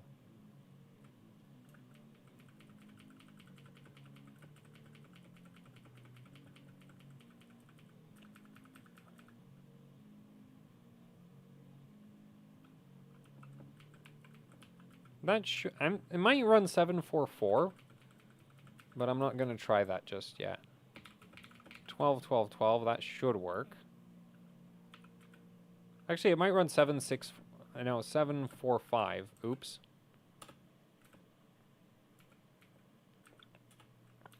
Man, but yeah. So RevB is really cool. Like, I can't believe, like, this is 64 gigs of RAM running actually like it's still 8,500 points in Geekbench. It's probably not even remotely stable, but like it's fast. Whereas I'm used to like high density memory kits being slow. Like, it's not, you know, you're not going to break world records with the speed that I have here, but it's not terrible, which is just like, whoa. How's that possible?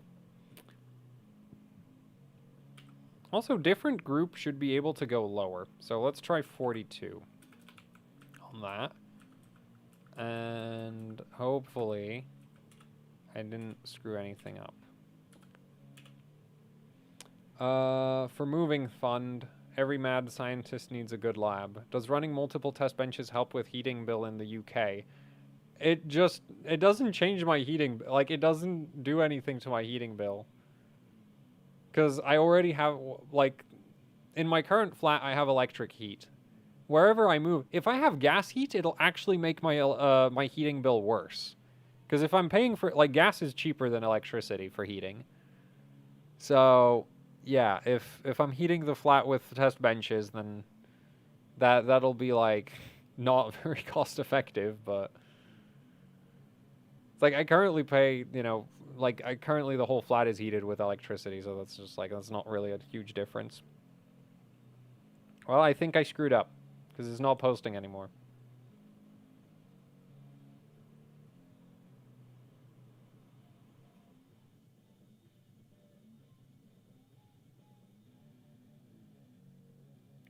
What do you think about buying a GPU with a water block pre-installed vs buying regular air-cooled card and getting an EK heat killer GPU block?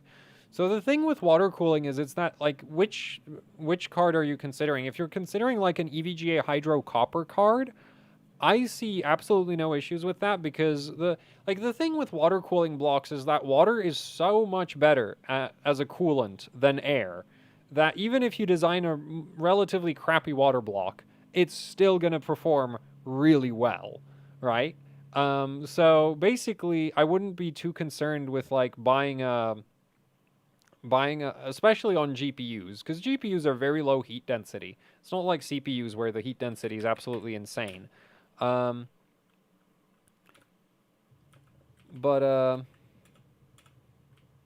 like I wouldn't be too worried with buying a pre-installed block on a GPU. I wonder which timing's screwing it over. I'm gonna guess these. Let's try. I'm gonna set these to 16. Because I really don't think, like, these are both 40 something. That's insanely high. I wouldn't expect that to be causing issues, and I don't think I made any mistakes anywhere else. TCL15 shouldn't be causing issues. The 21s, on the other hand, might be, so we're gonna do that. Do you think 11th gen Intel CPUs will be hugely better than 10th gen ones? I have no idea. Like, it'll be the first time we should be, like, the first time Intel is going to be increasing IPC in a very long time. So I have high hopes, but, like, I don't know, maybe we'll see, like, a 10% IPC increase. Maybe 5. With Intel, you also, like, with Intel, there's a good chance that all of the IPC increases in, like, AVX workloads, and then it's just like, well, that doesn't matter to anybody, does it? Or at least currently it doesn't matter too much. 4x8 or 2x16 on daisy chain. Depends which... Kind of depends very heavily on the motherboard. If we're talking Ryzen, it doesn't matter. If you're on Intel, it really depends on the motherboard. And 2x16 DIMMs are kind of rare, so the the BIOSes don't play well with them. Or a lot of BIOSes don't play that well with them. Some BIOSes are okay with them, but a lot of BIOSes just are weird. Help me, Ramlord. Vendors are using different SKU name scheme for Indian market. Only DOM plats or BDI about 16 gig 3600 kit for $250.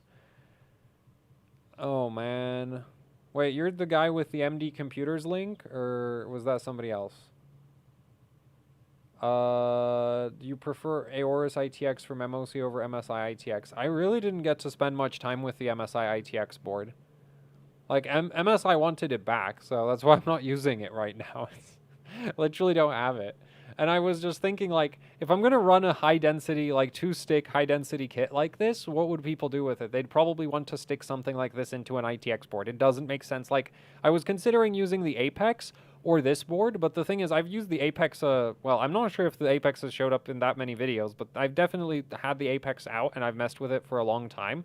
So I wanted to work with a different motherboard, because that's one of the things that, like, really sucks for me right now, is just, like, I don't get to spend that much time with any board, and so it's just like basically I have a lot of boards and I kind of know how to do a little bit on all of them, so I'm really bad. Like, it's just kind of like, don't get the time to learn all the different boards properly. So, yeah, I don't know if the MSI board would, like, I would expect the MSI would have probably actually done better with these sticks, but I never ran these sticks on it. Do you have test Z490 Aorus Elite AC? No, I do have a Vision G though, and that's basically the same board. And I tried to run 2x16 on the Vision G, and it was really bad. Like, dual rank 2x16, and it was really, really bad. So I guess I did screw up with the tear cherries, because it's not posting anymore.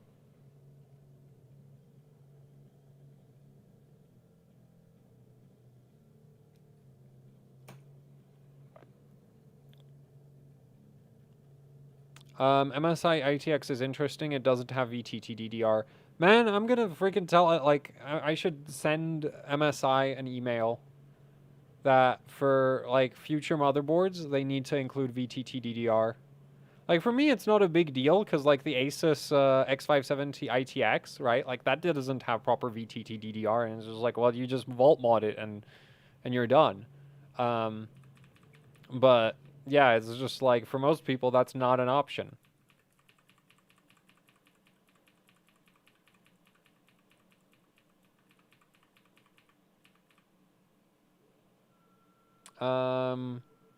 Why can I run i9-9900K at 5.1, 1.37 volts with AVX offset -1, but it crashes at 5 gigahertz with 1.34 volts without any AVX offset in BIOS?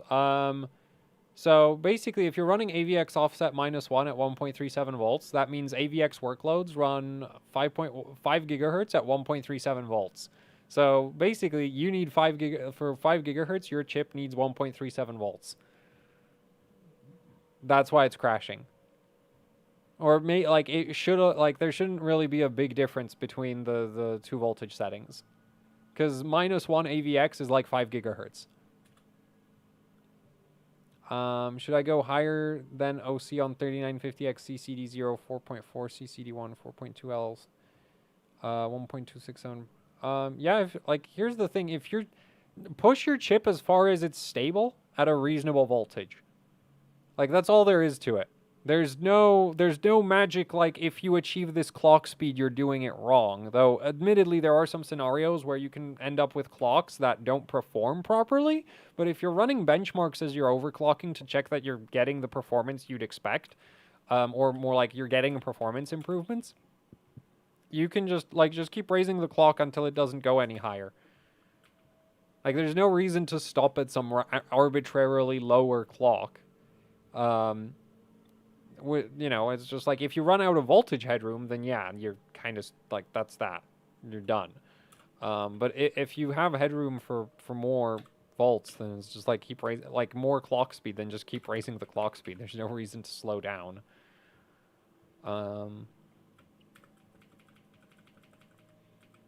Let's try. Yeah, I'm gonna put that back to 4848.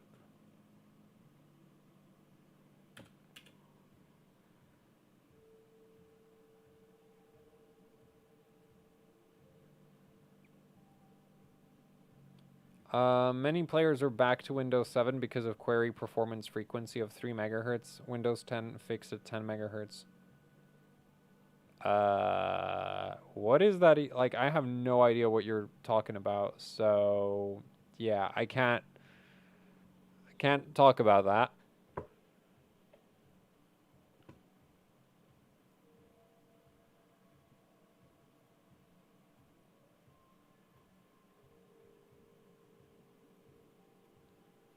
Oh, cool. So that's actually maxed out. Oh, he's talking about the high precision event timer. I'm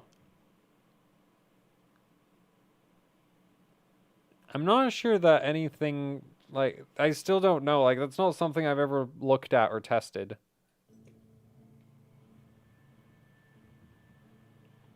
Buildzoid is my best friend. Unless you're one of the very few people I know in person, you're not.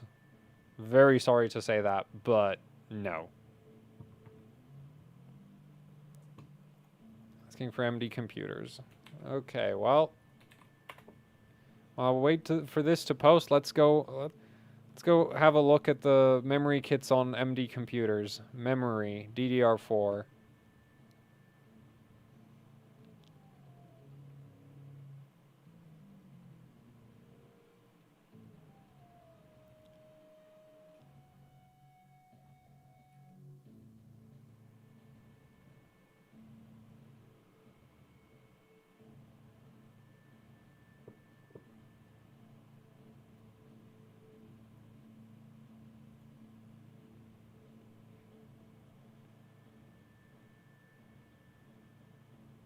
Whoa, they just don't sell 3200 CL14, do they? Well, that sucks.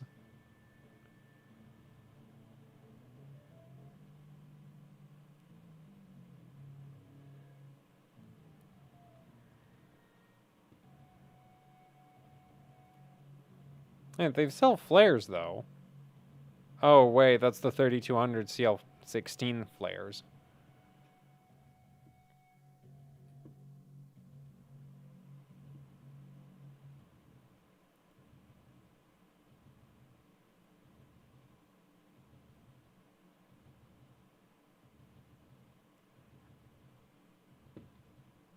And why would you want to sort... you know what? I'm going to look at that later. Stress testing RX 570. That had a blown up VRM. I had no proper high side fed, so I just used some very decent low sides.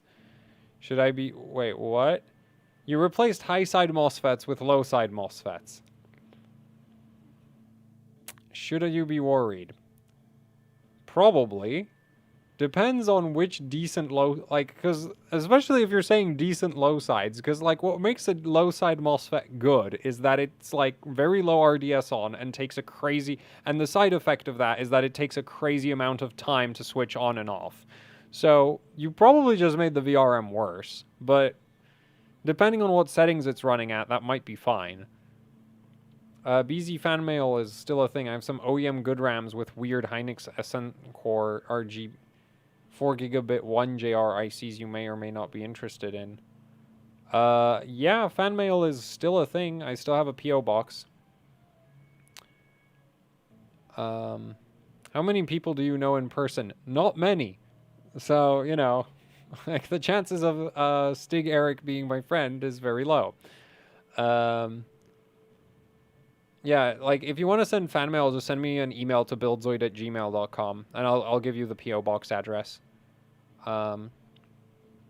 Depending on whatever you want to send, I'm actually like would actually be useful for me for making content. So I guess I screwed up all of the tertiaries because it's still not posting.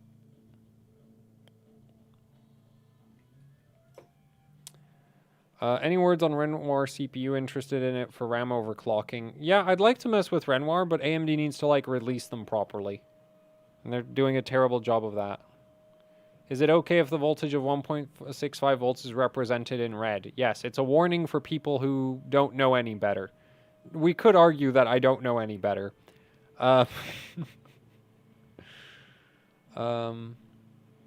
Bit offhand question, but do you know which benchmark is best to test VRAM OC? Kind of afraid memory errors bogging down performance.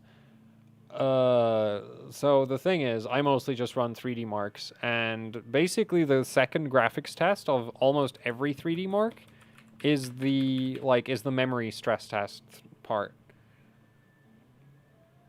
Why are G-Skill Ripjaws so much cheaper than Trident kits, even if they are same speed and timings? Because the Ripjaws look ugly. Like, honestly, the newest Ripjaws are super ugly memory sticks, in my opinion. Like, I really liked, like, the original, the original DDR3 Ripjaws. Those look cool. Then the Ripjaws X, those look cool. And then, like, DDR4 Ripjaws look like garbage. I have no idea why. Oh, Ripjaws 4 look okay, which you probably don't remember, but Ripjaws 5 look like garbage, and that's why they're cheap. So,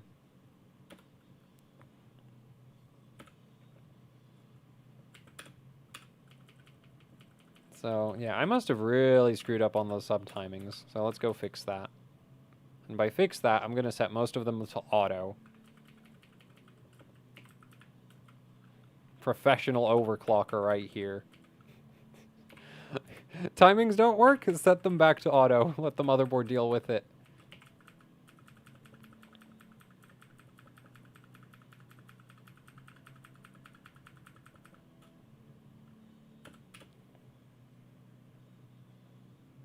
Yeah, but a lot of Ripjaws V is BDI. Yeah, but BDI is not inherently expensive. It's just like the memory vendors like to charge for the RGB.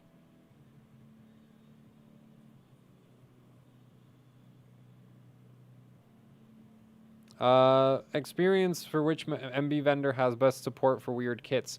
MSI's BIOS seems to just play well with basically everything. Or at least it seems to be better at that than a lot of the other BIOSes. Like, Asus and EVGA and Gigabyte, like, consistently, in my experience, have BIOSes where it's just like some memory kits just don't work. Like barely. You try to overclock them and it's just a complete disaster. And then there's MSI where you can stick basically anything you find into a MSI motherboard and it'll probably overclock close to the limits of what the memory chip can do. Which is very much not true for any other motherboards in my experience. Most other motherboards, you'll find at least, like, some sticks where they absolutely hate them. And I'm going from personal experience, and I don't test that much different memory. Like, you know, I don't go through all the memory under the sun. But, like, if I think, say, my RAM, for Z490, 16 gig DIMM support. The only motherboard where it worked properly was, like, out of the box is MSI. Now, technically, if you know what to do on an Asus board or an EVGA board or an ASRock board, you can dial in the settings to make 16 gig DIMMs work properly. But the MSI board just kind of does that for you, so you don't have to do a lot of heavy lifting. Okay, so it looks like I fixed it, right? Like, it just worked. Yeah, it is working now. Okay, so let's try 42 again. No, not there. Here. No. Well. So that should significantly help with performance.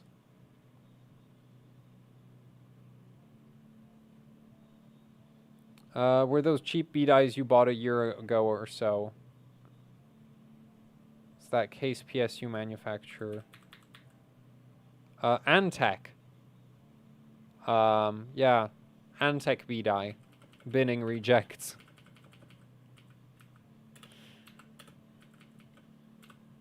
Man, 64 gigs of RAM. See, it's even TRCD21. Like, Micron has been, like if... I'm not sure how close this is to being actually stable. But if you could daily something... I don't know, 2 ticks looser than this, like, that would be really cool considering it's 64 gigs of RAM. So I want to try 38, 42. Hopefully that still works. Low latency kits from G-Skill. The 1619s, they look expensive. Let's put it that way. They should be beast kits, but, like, they're so expensive. And the thing is like, I do see memory overclocking as a necessary evil, so I'm not gonna spend that much on a memory kit. Like, the main reason I'm working with this kit right now is because Crucial just kind of sent one over and it showed up at my door and I was like, well, guess I gotta work with this. But yeah, like, like, it's cool. It's a cool kit. But the thing is, for a lot of the other memory vendors, it's just like, they're not as willing to just randomly send over memory kits. So, and I hate asking for stuff. Just in general. Especially, like, because, you know, there's the obligation of, like, oh, now I have to make videos with it. Sometimes it's just like, what if I can't figure out how to overclock it or something? Especially with memory, because I'm bad at it.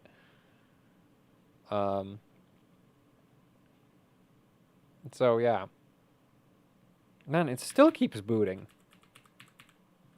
4 sticks okay on X570? Yeah, it's just fine. Mostly because Ryzen doesn't clock. Like, if you're on a 3000 series Ryzen, the memory, like, the FCLK doesn't clock high enough for 4 sticks to really affect you.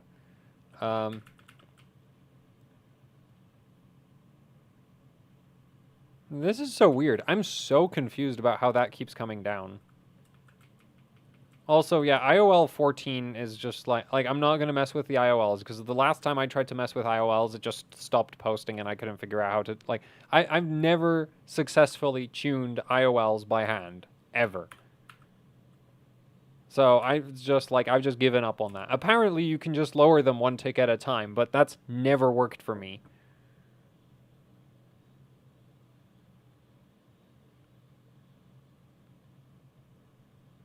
Does using the farthest RAM slot from CPU in Aorus Z390T topology when using 2x8 help signal integrity and thus with OC? Gigabyte's T topology is so T topology that it basically doesn't care which memory slots you use. This is not true for other T topology layouts though. Like Asus T topology actually really cares a lot about which DIMM slots you use. So yeah, but on Gigabyte it shouldn't really matter. I've not done like a test where I'd max out the memory frequency and then shuffle the sticks around, but at least within like the normal frequency ranges, it really doesn't matter at all. Whereas with some motherboards that are technically a T topology, if you shuffle the DIMMs around, you suddenly lose like 400 megahertz. But on Gigabyte, that's like at 4133, on a Z390 Master 4133, any DIMM slot will work. Any of them. Which is kind of neat. Because if you want like a really, like if you want to troll people by having your memory sticks in the wrong DIMM slots, you can. Or if you just want to for aesthetic purposes or something. Like, you can use the two DIMM slots right next to each other at the center. And, like, you have your forced DIMMs, and you can have one empty slot, memory stick, one empty slot, and it'll work fine.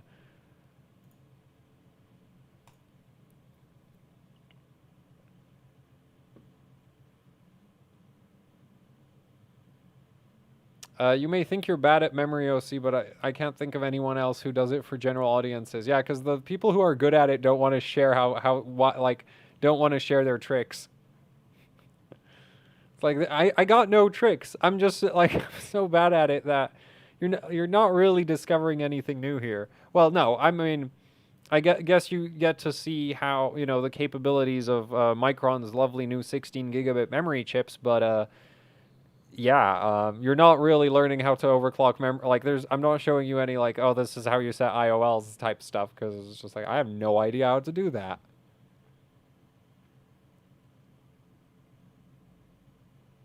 Is 3600 slow in daily use? With auto subtimings, 3600 is slow. With manual timings, 3600 can actually be quite decent. How much voltage is healthy for RAM daily OC? I normally stop at 1.5 volts just because dealing with, like, there's a lot of memory chips that'll tolerate way more than 1.5 volts. Rev B, like the stuff I'm running right here, I think Corsair has a speed bin at has a kit that's binned for that's XMP at 1.6 volts with Rev B memory chips. The thing is, my experience with Rev B so far has been that it's so temperature sensitive that if you run it at if you max out the frequency at like 5 gigahertz memory clock, if you run it at 1.6 volts for too long and it gets a little bit too warm, it stops booting. Which is just like, and then you need to put a fan on it, or you need to raise the voltage some more and then it'll start booting again, which is like, okay, that's fine. It's not like a huge deal, but it's just like, yeah, I don't really want to deal with a memory kit that's so mega like, I don't want to have settings that are so temperature sensitive in a daily application. Especially because, you know, going from 1.5 volts to 1.6 volts for most memory kits doesn't really make that much of a difference to the timings you can reach. Or more like, yeah, it really doesn't make that much of a difference to the timings you can reach. Like, yeah, your primaries are going to come down 1 or 2 ticks, but your secondaries and your tertiaries are already basically maxed out at 1.5 volts. And so you really don't see some huge performance increase going above 1.5 volts. And so I just stop at 1.5 volts. Are these Micron Rev B? You're not going to make me say it. It's Rev B. And Rev B, it should be Rev B. I'm not aware of any other memory chip that it could be. So yeah, it should be Rev B. And it's very solid right now. No, that's not the timing. Do you think it'll do 4400 CL14? It might.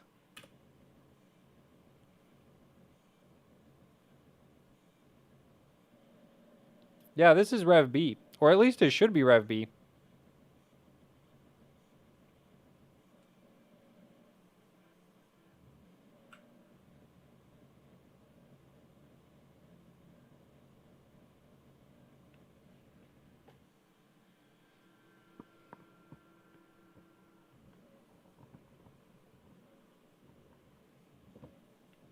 Oh, I finally figured out why the microphone's all sticky. I had a bunch of blue tack for cable management under the desk, and the mic is stuck to it. Oh, right, the capture card. Can you fire up Typhoon Burner and confirm it's Rev B? Well, I do have Typhoon, so as soon as the capture card decides to work, read. What?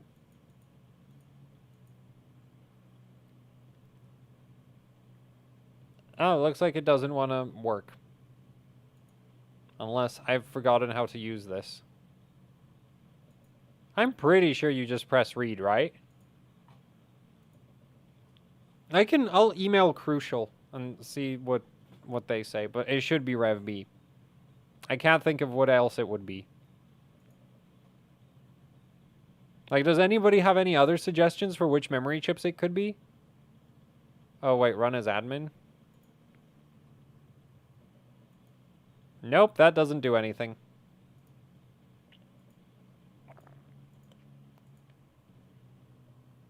Wait, did I change any settings? I've forgotten now.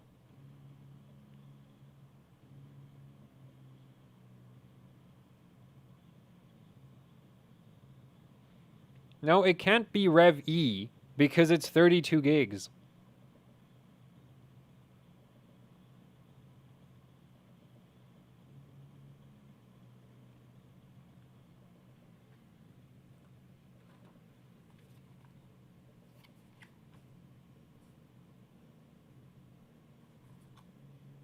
Like, it is literally physically impossible for a kit this big to be Rev E. Because Rev E is an 8 gig chip. You can't make a 32 gig DIMM with an 8 gig chip.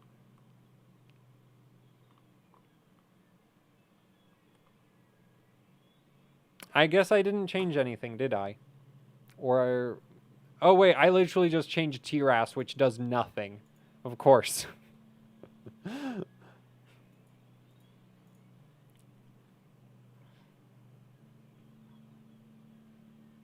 It's not... You can have 32 gig kits. You can't have 32 gig sticks. That's the problem. These are 32 gig sticks. You can't have a 32 gig Rev E unbuffer, like, unregistered memory stick. You could have a registered stick, but you can't have an unregistered one in Rev E at 32 gigs. It's physically not possible. The chips aren't big enough. Okay, let's try CL16. And I'm going to bump it to 1.7 at this point. I'm not sure it's necessary, but...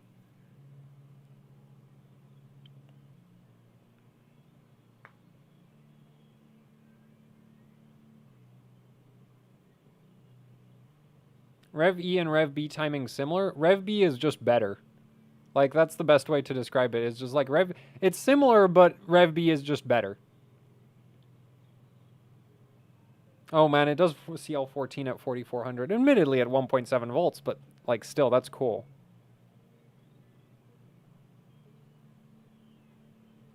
I'm gonna...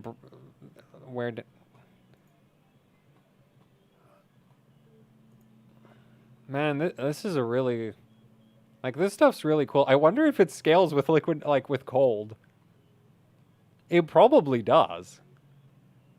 Actually, no, it definitely scales with cold, because opening the... When I was doing the 16 gigab... Wait, was it 16? No. When I was doing the 32 gigs of memory at 5 gigahertz video, when I was when I was first setting that up, like, opening the window made a big difference to stability. So yeah, this stuff definitely should scale with temperature. So, you know, if you froze it, you could maybe run, I don't know, 5 gigahertz CL14. Can't you just remove the heat spreaders? It's a pain. Like, removing heat spreaders is kind of annoying to do. And it's really risky, so I'd rather not do it. Because the thing is, like, I'm not sure about, like, Crucial, I don't think, uses, like, super sticky thermal tape, but some brands use thermal tape so sticky that, like, if you try pull the heat spreaders, you'll just rip off the memory chips. And there's a trick for, like, you can freeze the thermal tape into not staking anymore with liquid nitrogen, but I don't have liquid nitrogen on hand, so can't do that.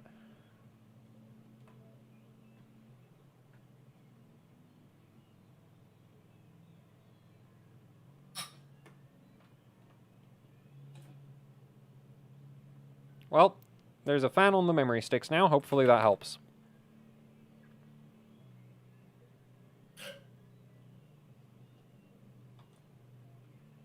Man, this freaking...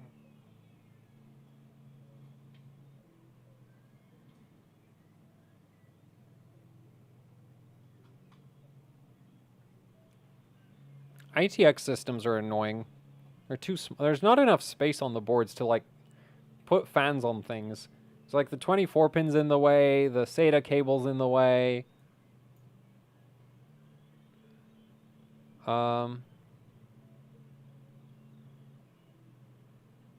Most people literally don't get into OCing RAM at all or don't have courage to do it until they see BZ doing it.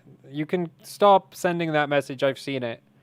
I didn't think it would be necessary for me to read it. I think it's pretty clear that, like, I'm doing a... Like, unlike a lot of other YouTube live streams, I'm doing, well, at least other overclocking YouTube live streams, I'm doing a really good job of reading the chat. Mostly because there's nothing to do. We're watching Geekbench run. Why Geekbench? Is that a thing for a memory OC? It's just my preferred benchmark. And it has a memory test, so it spits out memory scores. And it's pretty, like, it's reasonably sensitive. It's a little bit bandwidth biased, but it's not too, like... It's not, it's a bit more sensitive than, say, IDA. Like, there's some timings that you can change, and IDA doesn't care, and Geekbench does. And then there's, like, some, like, and Geekbench still isn't, like, the world's most sensitive memory benchmark, but it's still better than IDA.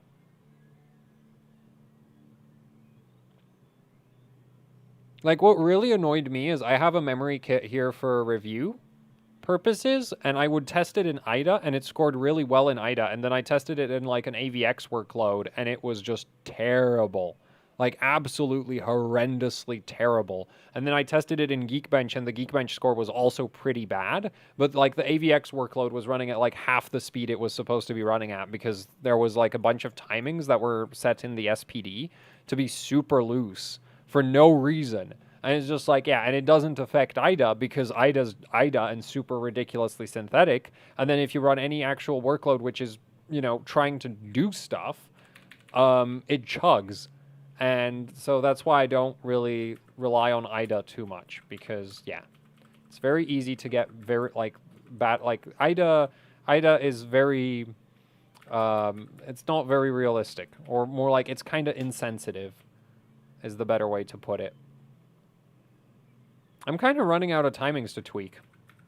Or at least I feel like I'm running out of timings to tweak. Maybe I can run 8. It definitely didn't run 6, so I'm going to assume that doesn't work. Can we drop these another notch?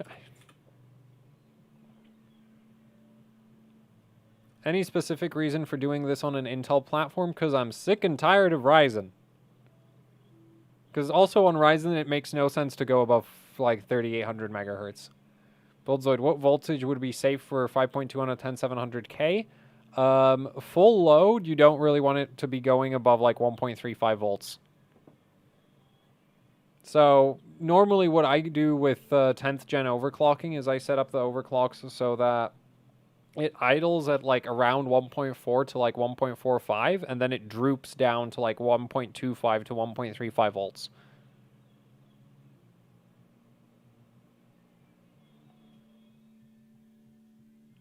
Well, I think I screwed up the settings again.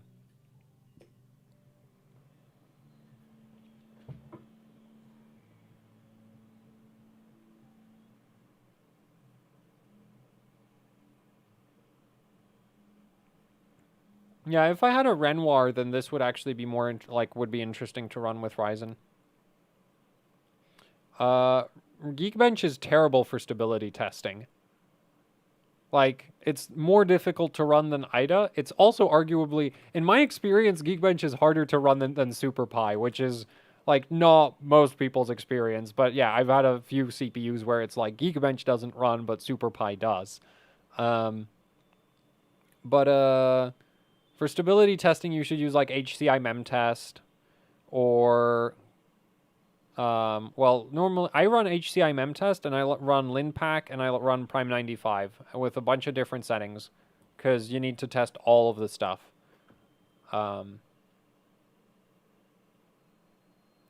Is there truly a benefit to having the RAM clocked higher than the CPU core clock? Yes, because that's not how that works.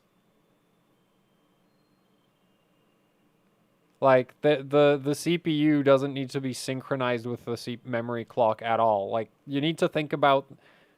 Basically, you should be thinking about it not in terms of clocks, but in terms of, like, data processing capacity. If you have enough CPU cores at a high enough frequency to process 100 gigabytes per second worth of data, then you need a memory system that can provide 100 gigabytes per second worth of data. If that means, and 100 gigabytes per second for a dual channel system, you'd be looking at like 6 gig, like some absolutely stupid memory clock. Like, it's literally not possible to do 100 gig. You're not doing 100 gigabytes per second on dual channel. But you know, like if you needed to move 80 gigabytes per second, you'd be looking at like over 5 gigahertz memory clock. So, yeah, even if your CPU is only running, you know, like if you had a 16-core CPU, it could be running like 3 gigahertz, and you'd still need like 5 gigahertz RAM on dual channel. Or 2.5 gigahertz RAM on quad. Because the memory is literally just there to provide information to the CPU at the rate that the CPU can work with it. Also, to load the profile... So, okay, we can do 14, 44. Actually, I wonder if we can do 42.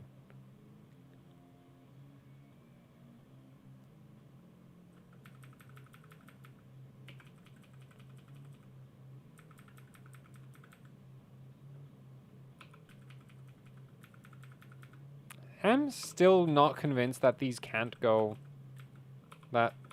Come on. Go. 36, 30, and auto. This one should be 9, I think. Like, I want to go over 9,000.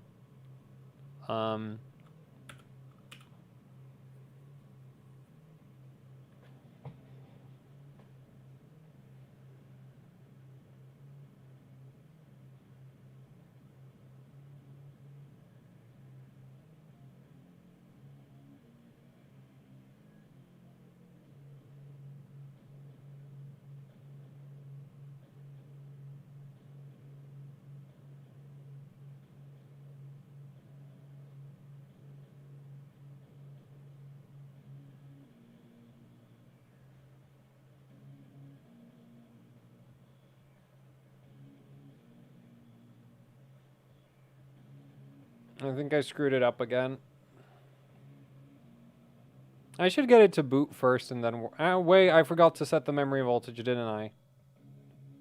Yeah, I probably did that. Yeah, if we get over 9,000, I'm ending the stream, because this was really supposed to just be a test of, like, streaming to YouTube.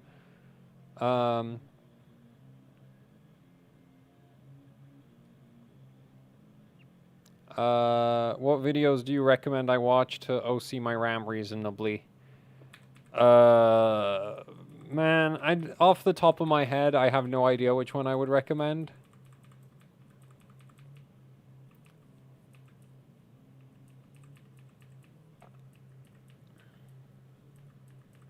Yeah, it's supposed to be at 1.7 volts, and that's why it's not posting now. Also, did I not clear the BIOS? Man, I wish I had a postcode. 2-hour test stream. I mean, why not? You need to test that it's stable for 2 hours. Also, I haven't streamed in ages. Can you run 2 volts on RAM? Yes, well, yes, but it's not recommended.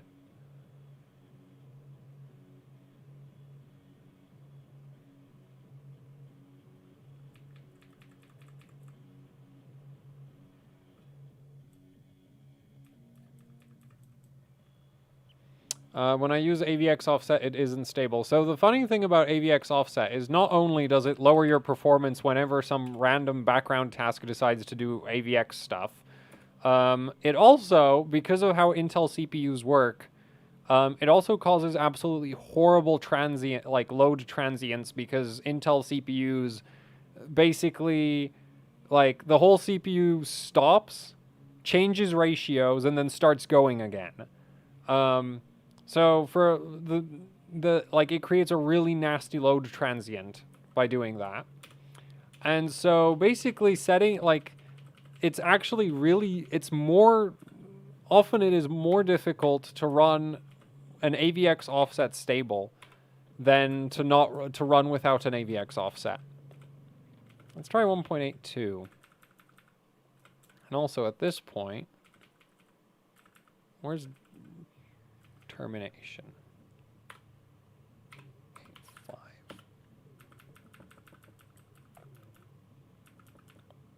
Because I want to try CL13.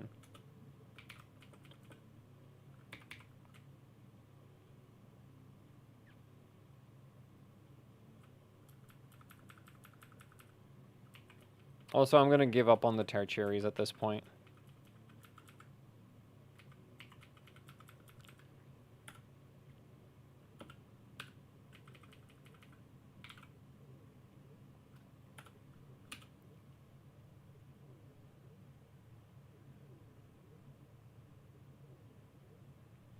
CL11 at a lower frequency should be possible. Or maybe if I had the memory sticks really cold. I don't think it likes that.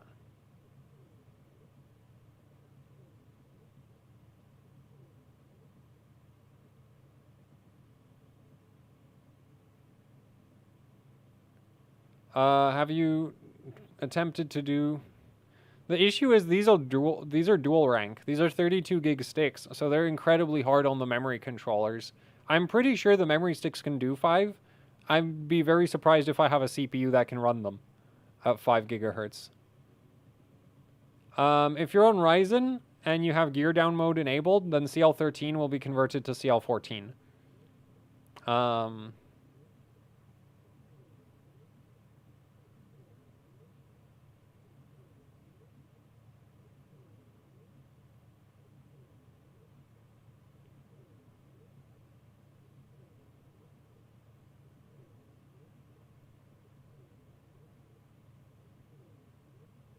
At this voltage, there should be a disclaimer. I mean, it's red for a reason. There are actually some DDR4 memory sticks that you would kill at this voltage. These are not some of those, but yeah.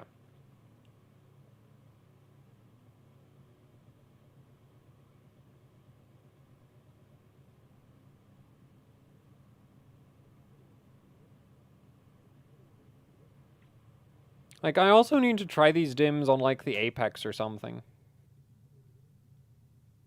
Because there's a chance that with that board I might be able to do 5 gig dual rank. I don't know. I'm really bad at memory overclocking. So that's always the other issue, is just like, it won't, like, it doesn't necessarily have to be the memory controller. It could just be me that's the problem.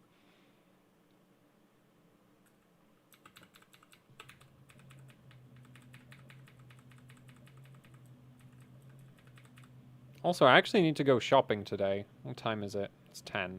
Okay.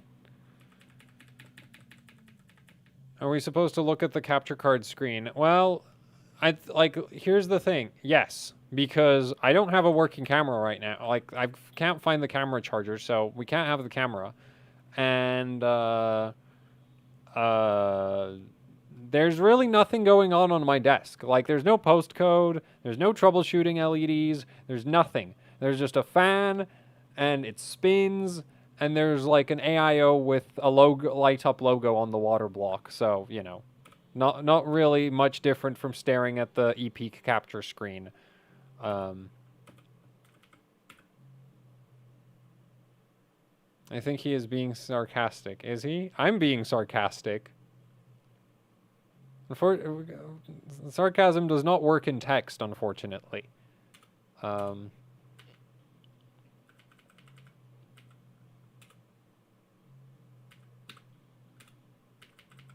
getting annoyed because this isn't working.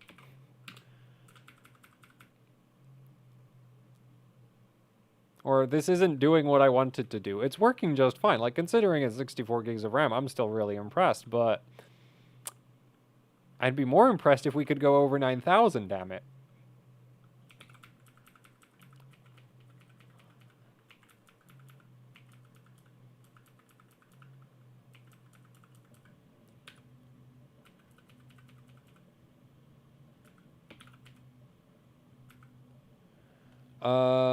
Have you seen posts that TXP set to 4 reduces latency almost by almost a full 3.5 nanoseconds, which is better than 2 tick reduction in primary timing? I have seen that post. That's also why.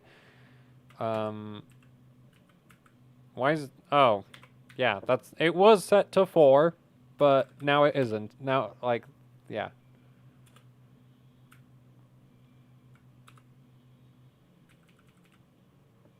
So I want to try 4533.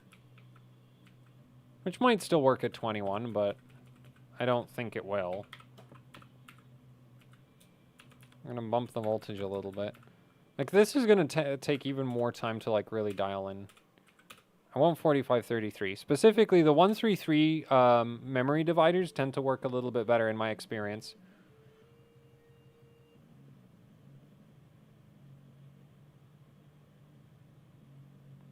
What's the advantage of TREFI at max? More performance, because TREFI defines how frequently your memory stick goes through the refresh cycle, and when the memory stick is refreshing, it can't do anything.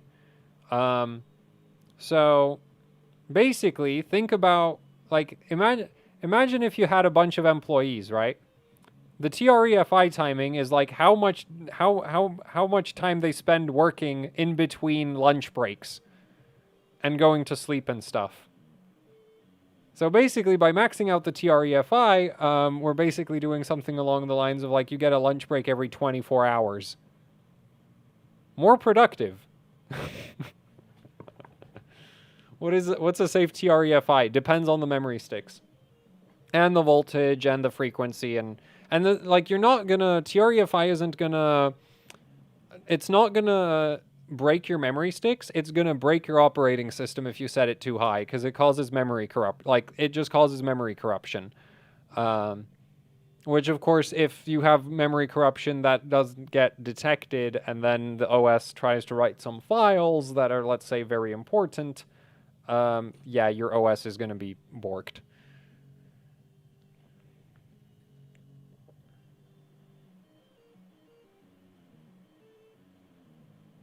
1.5 volts safe for daily use on Samsung B-Die? Yes. Yes, it is. Why would you ask that in this chat? How many videos have I done about B-Die? And how many times have I said in those videos that 1.5 volts is fine? What overclockable RAM can you recommend? Those kind of RAM that can reach 4,000 plus at CL16. I don't think... The thing is, that's just, like, really high bin Samsung B-Die. That's all there is to that. So it's just, like, and I'm not, like, I don't have, like, any really uber bin, like, I don't have a lot of experience with any, like, super binned B-Die memory kits. So, yeah, I'm not sure. Also, I don't generally bother with CL15. I normally work at, like, CL16 or 17, because with 16 you can normally do, like, 4266. And with 17, you can normally do 4400. Or at least with good sticks, you can do 4400 at CL17. No.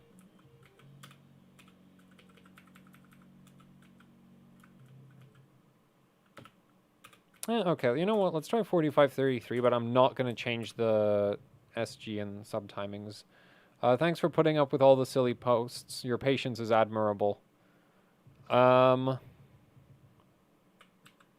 Is it? I guess it is then. Thanks. Damn it.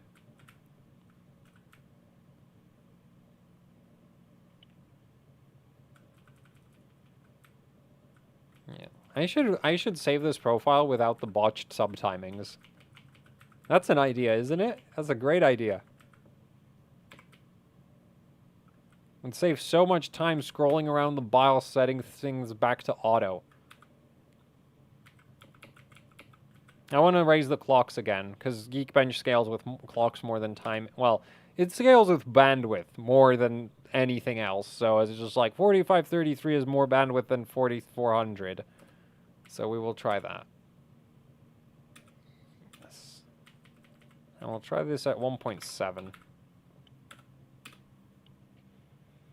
Kevin H, thanks. For what?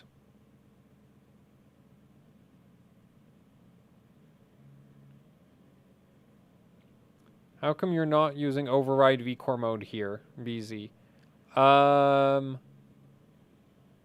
Because fixed mode is easy. Well, because it doesn't really make a difference right now. Like, we're not going for daily settings. So that's kind of that. It's just like for benchmarking. Like, I could use override, but yeah, I'm just using fixed.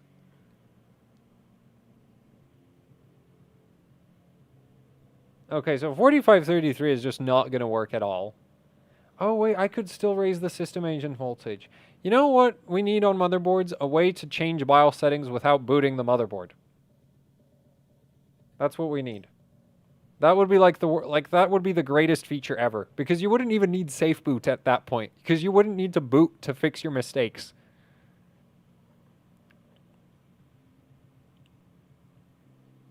How high would clocks go if you let timings loose? On this kit here, I don't know. I think like the issue is this this is having some sort of like disagreements with the motherboard as well as like the CPU about running at high frequencies, so I don't like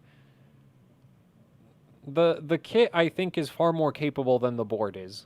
Or actually not even the board. I think it's just a combination of CPU and board. 50 physical switches. No. What I'm thinking is like you would get a like there'd be a port on the motherboard that you just like plug into with a laptop or something, and then you change BIOS settings while it's turned off.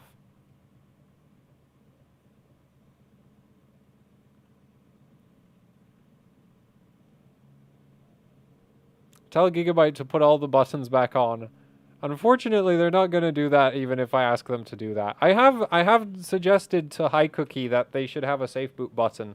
So we'll see if we see a safe boot button anytime soon on Gigabyte boards.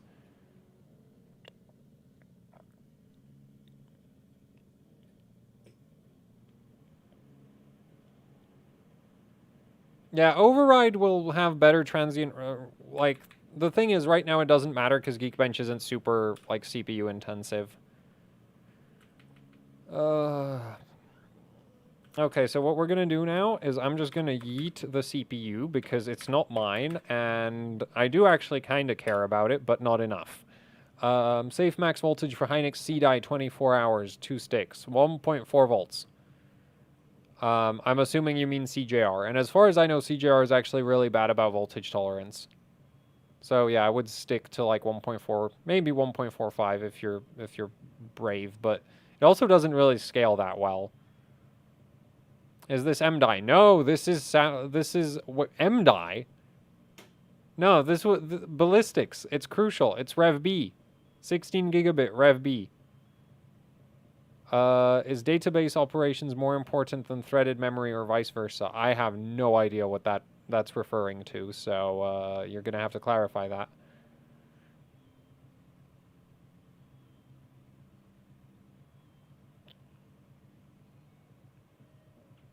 How to OC RAM over motherboard limits? Modify the motherboard. Which just moves the limits. Can BIOS settings become fuzzy if rewritten too many times?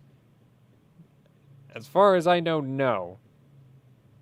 Like, yeah, no. Like, sometimes the BIOS gets weird with, like, like, with the memory training procedure. If you keep going, it'll, like, for some reason, it'll, like, learn to train wrong, and then you have to reset and set the same settings again, and then it'll train. Like, that sometimes happens. But that's not really, like, writing the settings over, rewriting the settings. That's just, like, if you keep failing to post too many times. I don't know how that works. Let's try 1.55. Like, this CPU has in the past actually complained about too high system agent, so maybe. Or maybe I need to fiddle around with sub-timings again. Oh, wait, maybe the TRFCs are too low. Maybe the primaries are too low.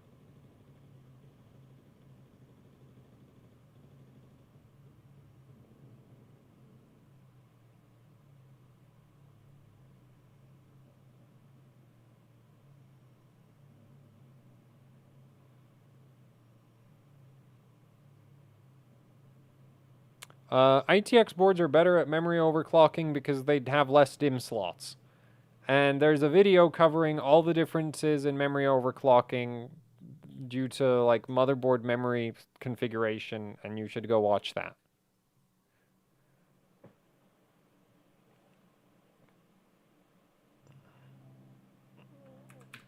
I don't think I'm going to break 9,000 on this stream. I think breaking 9,000 with this memory configuration is going to take me several hours. Oh, man.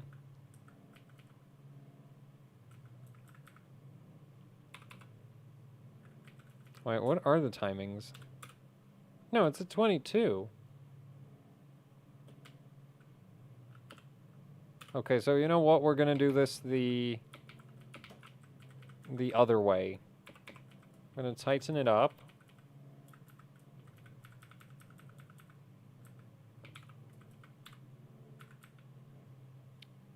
I have 4400, and then I'm just going to raise the BCLK. Actually, I might have Gigabyte, I might have Gigabyte's Tweak Launcher on this.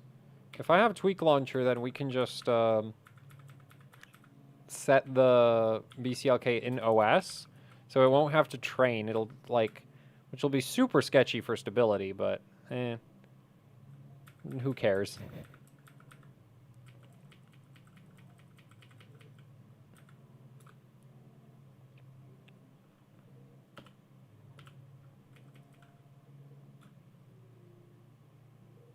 Yeah, this looks reasonable. Actually, I'm going to bump the voltage, since I do plan to raise the BCLK.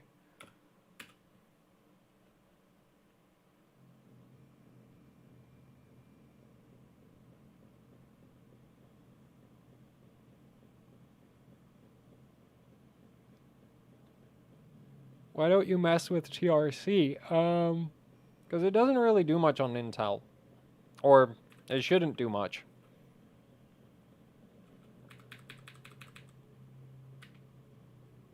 Actually, we can mess with it. Let's change it, since you asked. So, 21 plus 44 is 65. What?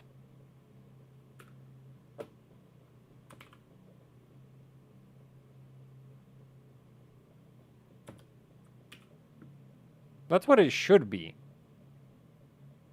Because, well, that's like the minimum, yeah, like it should be. Because, TRC should just be TRAS plus TRP.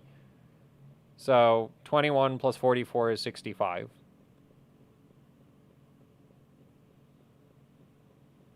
Hopefully that does something.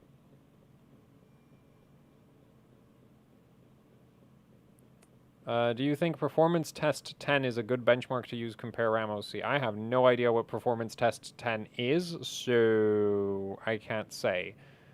What games do you play? Recently I've been playing a bunch of PlanetSide. And then a lot of Need for Speed World. Other than that, I also play a lot of Minecraft. I finally got around to playing Doom Eternal now that I'm on Windows 10. And I gotta say, I was really disappointed by Eternal. Like, I already didn't find 2016 to be the world's most enjoyable shooter, but Eternal just kind of, like, it got worse. As far as I'm concerned, it just got worse. Like, 2016, I felt was kind of ammo-starved, and, you know, Eternal just cranked that up to 11 with just like, we're not giving you any ammo. It's like, yeah, you can shoot the enemies, but not with your favorite gun.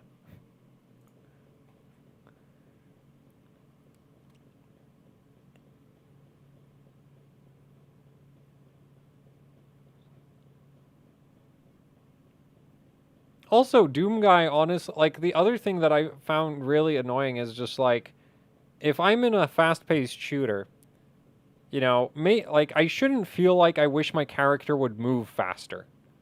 That's just kind of a philosophy that I have, is just like, if the game is trying to be fast-paced, I shouldn't be sitting there feeling like my character can't move fast enough. So, and the thing is like, I've actually recently discovered my favorite, like, shooter of, like, any modern release, which is Mother Gunship.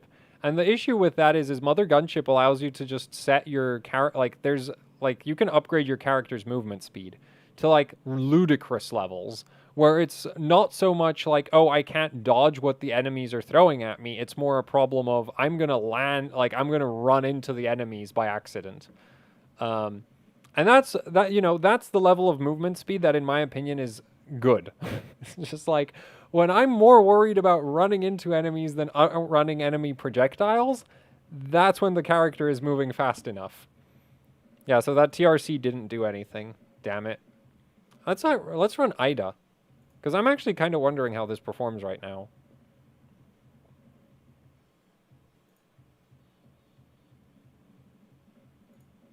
Actually. What? No. Did I crash Ida somehow?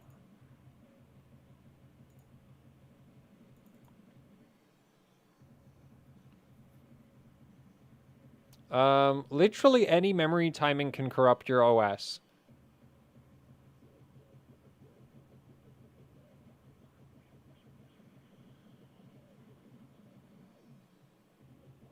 So, it's not bad. 63 gigs per second.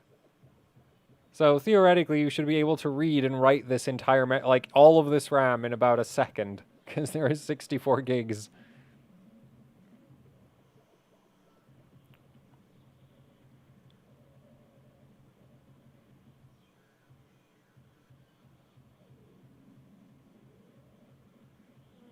So I heard about BPM, but it sounds like a rhythm game, and that's not really my that's not really my thing.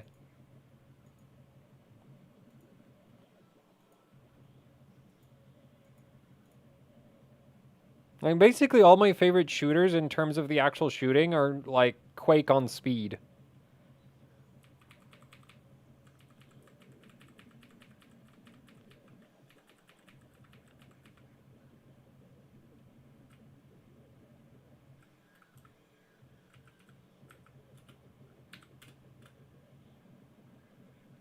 Let's try 13 again. I want to cast latency 13.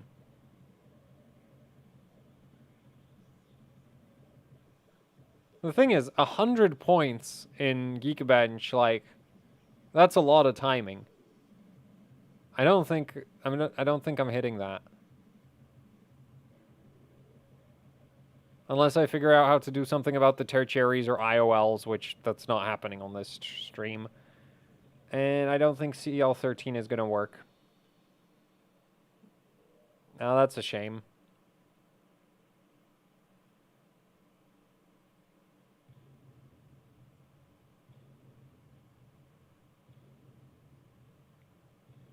Yeah, but PlanetSide has recently been really fun. Like, the new update's actually really cool. I'm a big fan of what they did to the biolabs on Esamir. As in, like, I never really cared for the biolabs when they weren't destroyed, but the biolab ruins are actually really cool to fight in.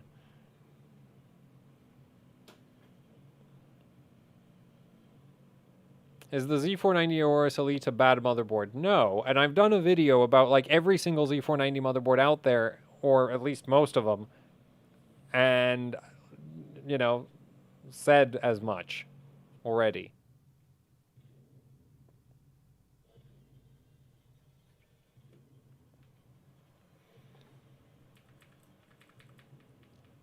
Like, the Advari I think Advari Biolab Ruins, I've had such a cool vehicle fight there. As infantry. Like, that's the best part, right? When you're running around with a rocket launcher surrounded by tanks, it's just like, that's the PlanetSide experience that I play PlanetSide for. And then the orbital strikes start coming, and the storm rolls in, and it's just so much chaos, and it's just like, yes, this is why I'm playing this. Gigabyte Z motherboards always have trouble training RTLs, IOLs past 3700 megahertz on any sticks, even manual. It existed Z390 thoughts. Yeah, I'm aware of that, but I don't know anything about setting IOLs, RTLs, so, you know. Also, I've actually had RTL IOL issues on basically all motherboards. At least on Z390. Like, I think the Z390 Asus board that I was using ultimately was default, like, running the same RTLs and IOLs as the Gigabyte boards. Past 3600.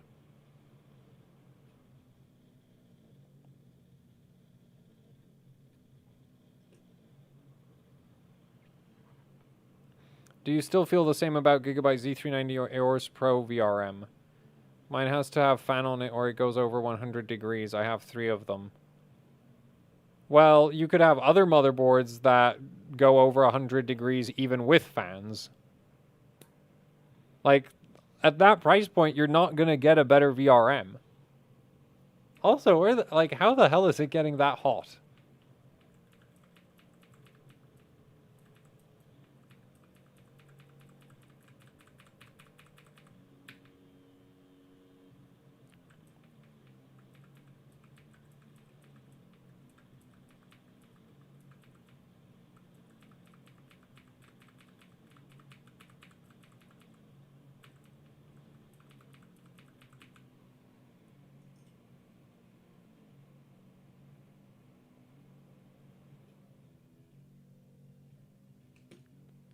I think I'm done here.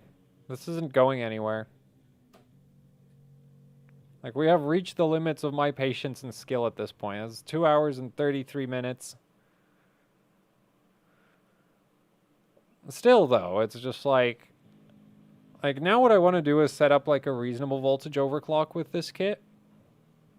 Because obviously I want to do, like, a video about the settings that you can run on a kit like this. Yeah, on the thing is, on MSI, the way I set RTLs is you just set the, like, initial RTL value, and then it just magically does tighter RTLs, and it's just like, whoa. Why isn't it like this on all the motherboards?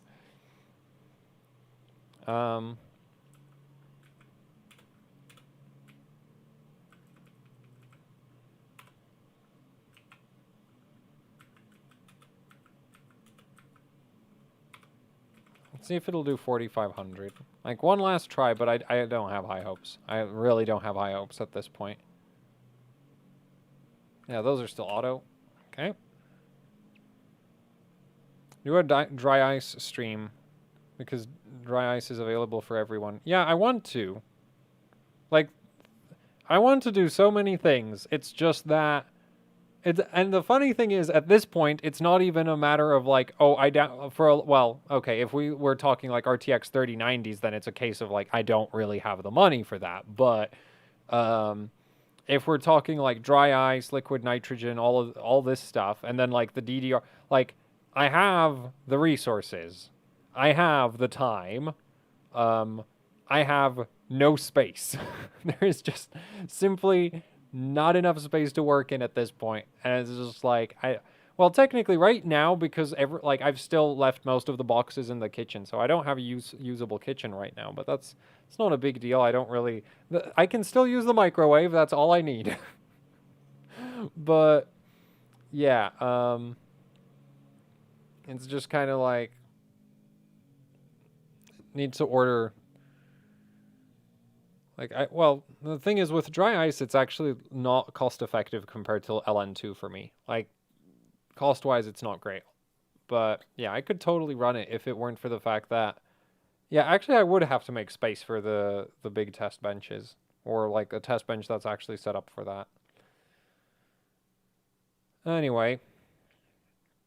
Use microwave to reball the Asus board.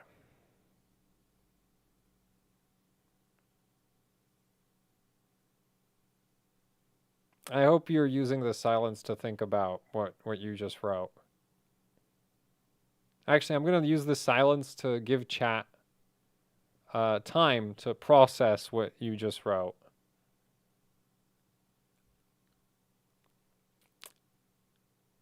I hope you're regretting it. Anyway, how much does LN2 cost? So the doers are really expensive. I think I paid like actually it depends. I got lucky because there were like, I got my doers secondhand and I got, I have two 35s. No, I think I have three 35s and they're all like 300 pounds each. As in pounds like the money, 300 quid. And then I have a 200 quid 30. Is that correct? I think that's correct. And then and then for actually getting them filled up, so I have 130 liters of capacity or 135 liters of capacity, something like that. I pay £1 a liter and that's delivered to my door.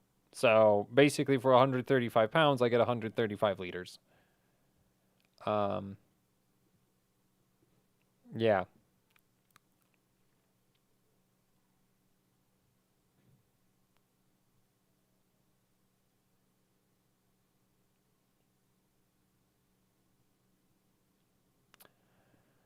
So, 4.3 stable at 4x8 Viper Steel cannot get more bandwidth. Read 59, write 57. CL14, 13, 13, 26. Are your sub timings not like? Did you dial in your sub timings? Anyway, so yeah, that's it for this stream. Looks like I'll have to stream more on YouTube. I still want to stream on Twitch as soon as I get my Twitch account back. I think what I'm going to do is I'm going to set the Twitch account to be like 18. I'm going to set the Twitch streams to be 18 plus. And then I'm just going to go like, cause the thing is those videos don't get saved. Unlike, I guess I can put the videos here unlisted. But yeah, like I want to do like, I'm kind of thinking like it would be cool to use the Twitch streams to just do more random stuff. Maybe I'll even like stream gameplay sometimes, like PlanetSide or Need for Speed or something. I don't really play anything else. So yeah. Did you get banned? No, I didn't get banned. I got locked out of my Twitch account by two-factor authentication. It's just like perfect. You know, that's exactly what we needed. More security. Do some Minecraft. I actually really don't like. I thought about playing Minecraft, like doing Minecraft, like messing around with like I've had some ideas for like, oh, I could do like a Minecraft playthrough, like something like this or that. And the thing is, it's just like, yeah, but I really like playing Minecraft alone. You know, it's just like it's kind of like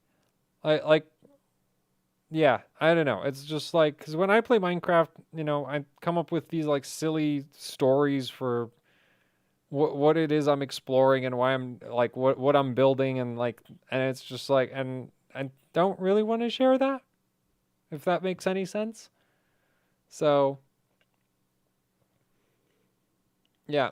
Anyway, speedrun killing an i9. Speedrun killing it. You take a 9-volt battery and you just slide it over the gold pins, or you could take a hammer. I mean, whichever one you prefer.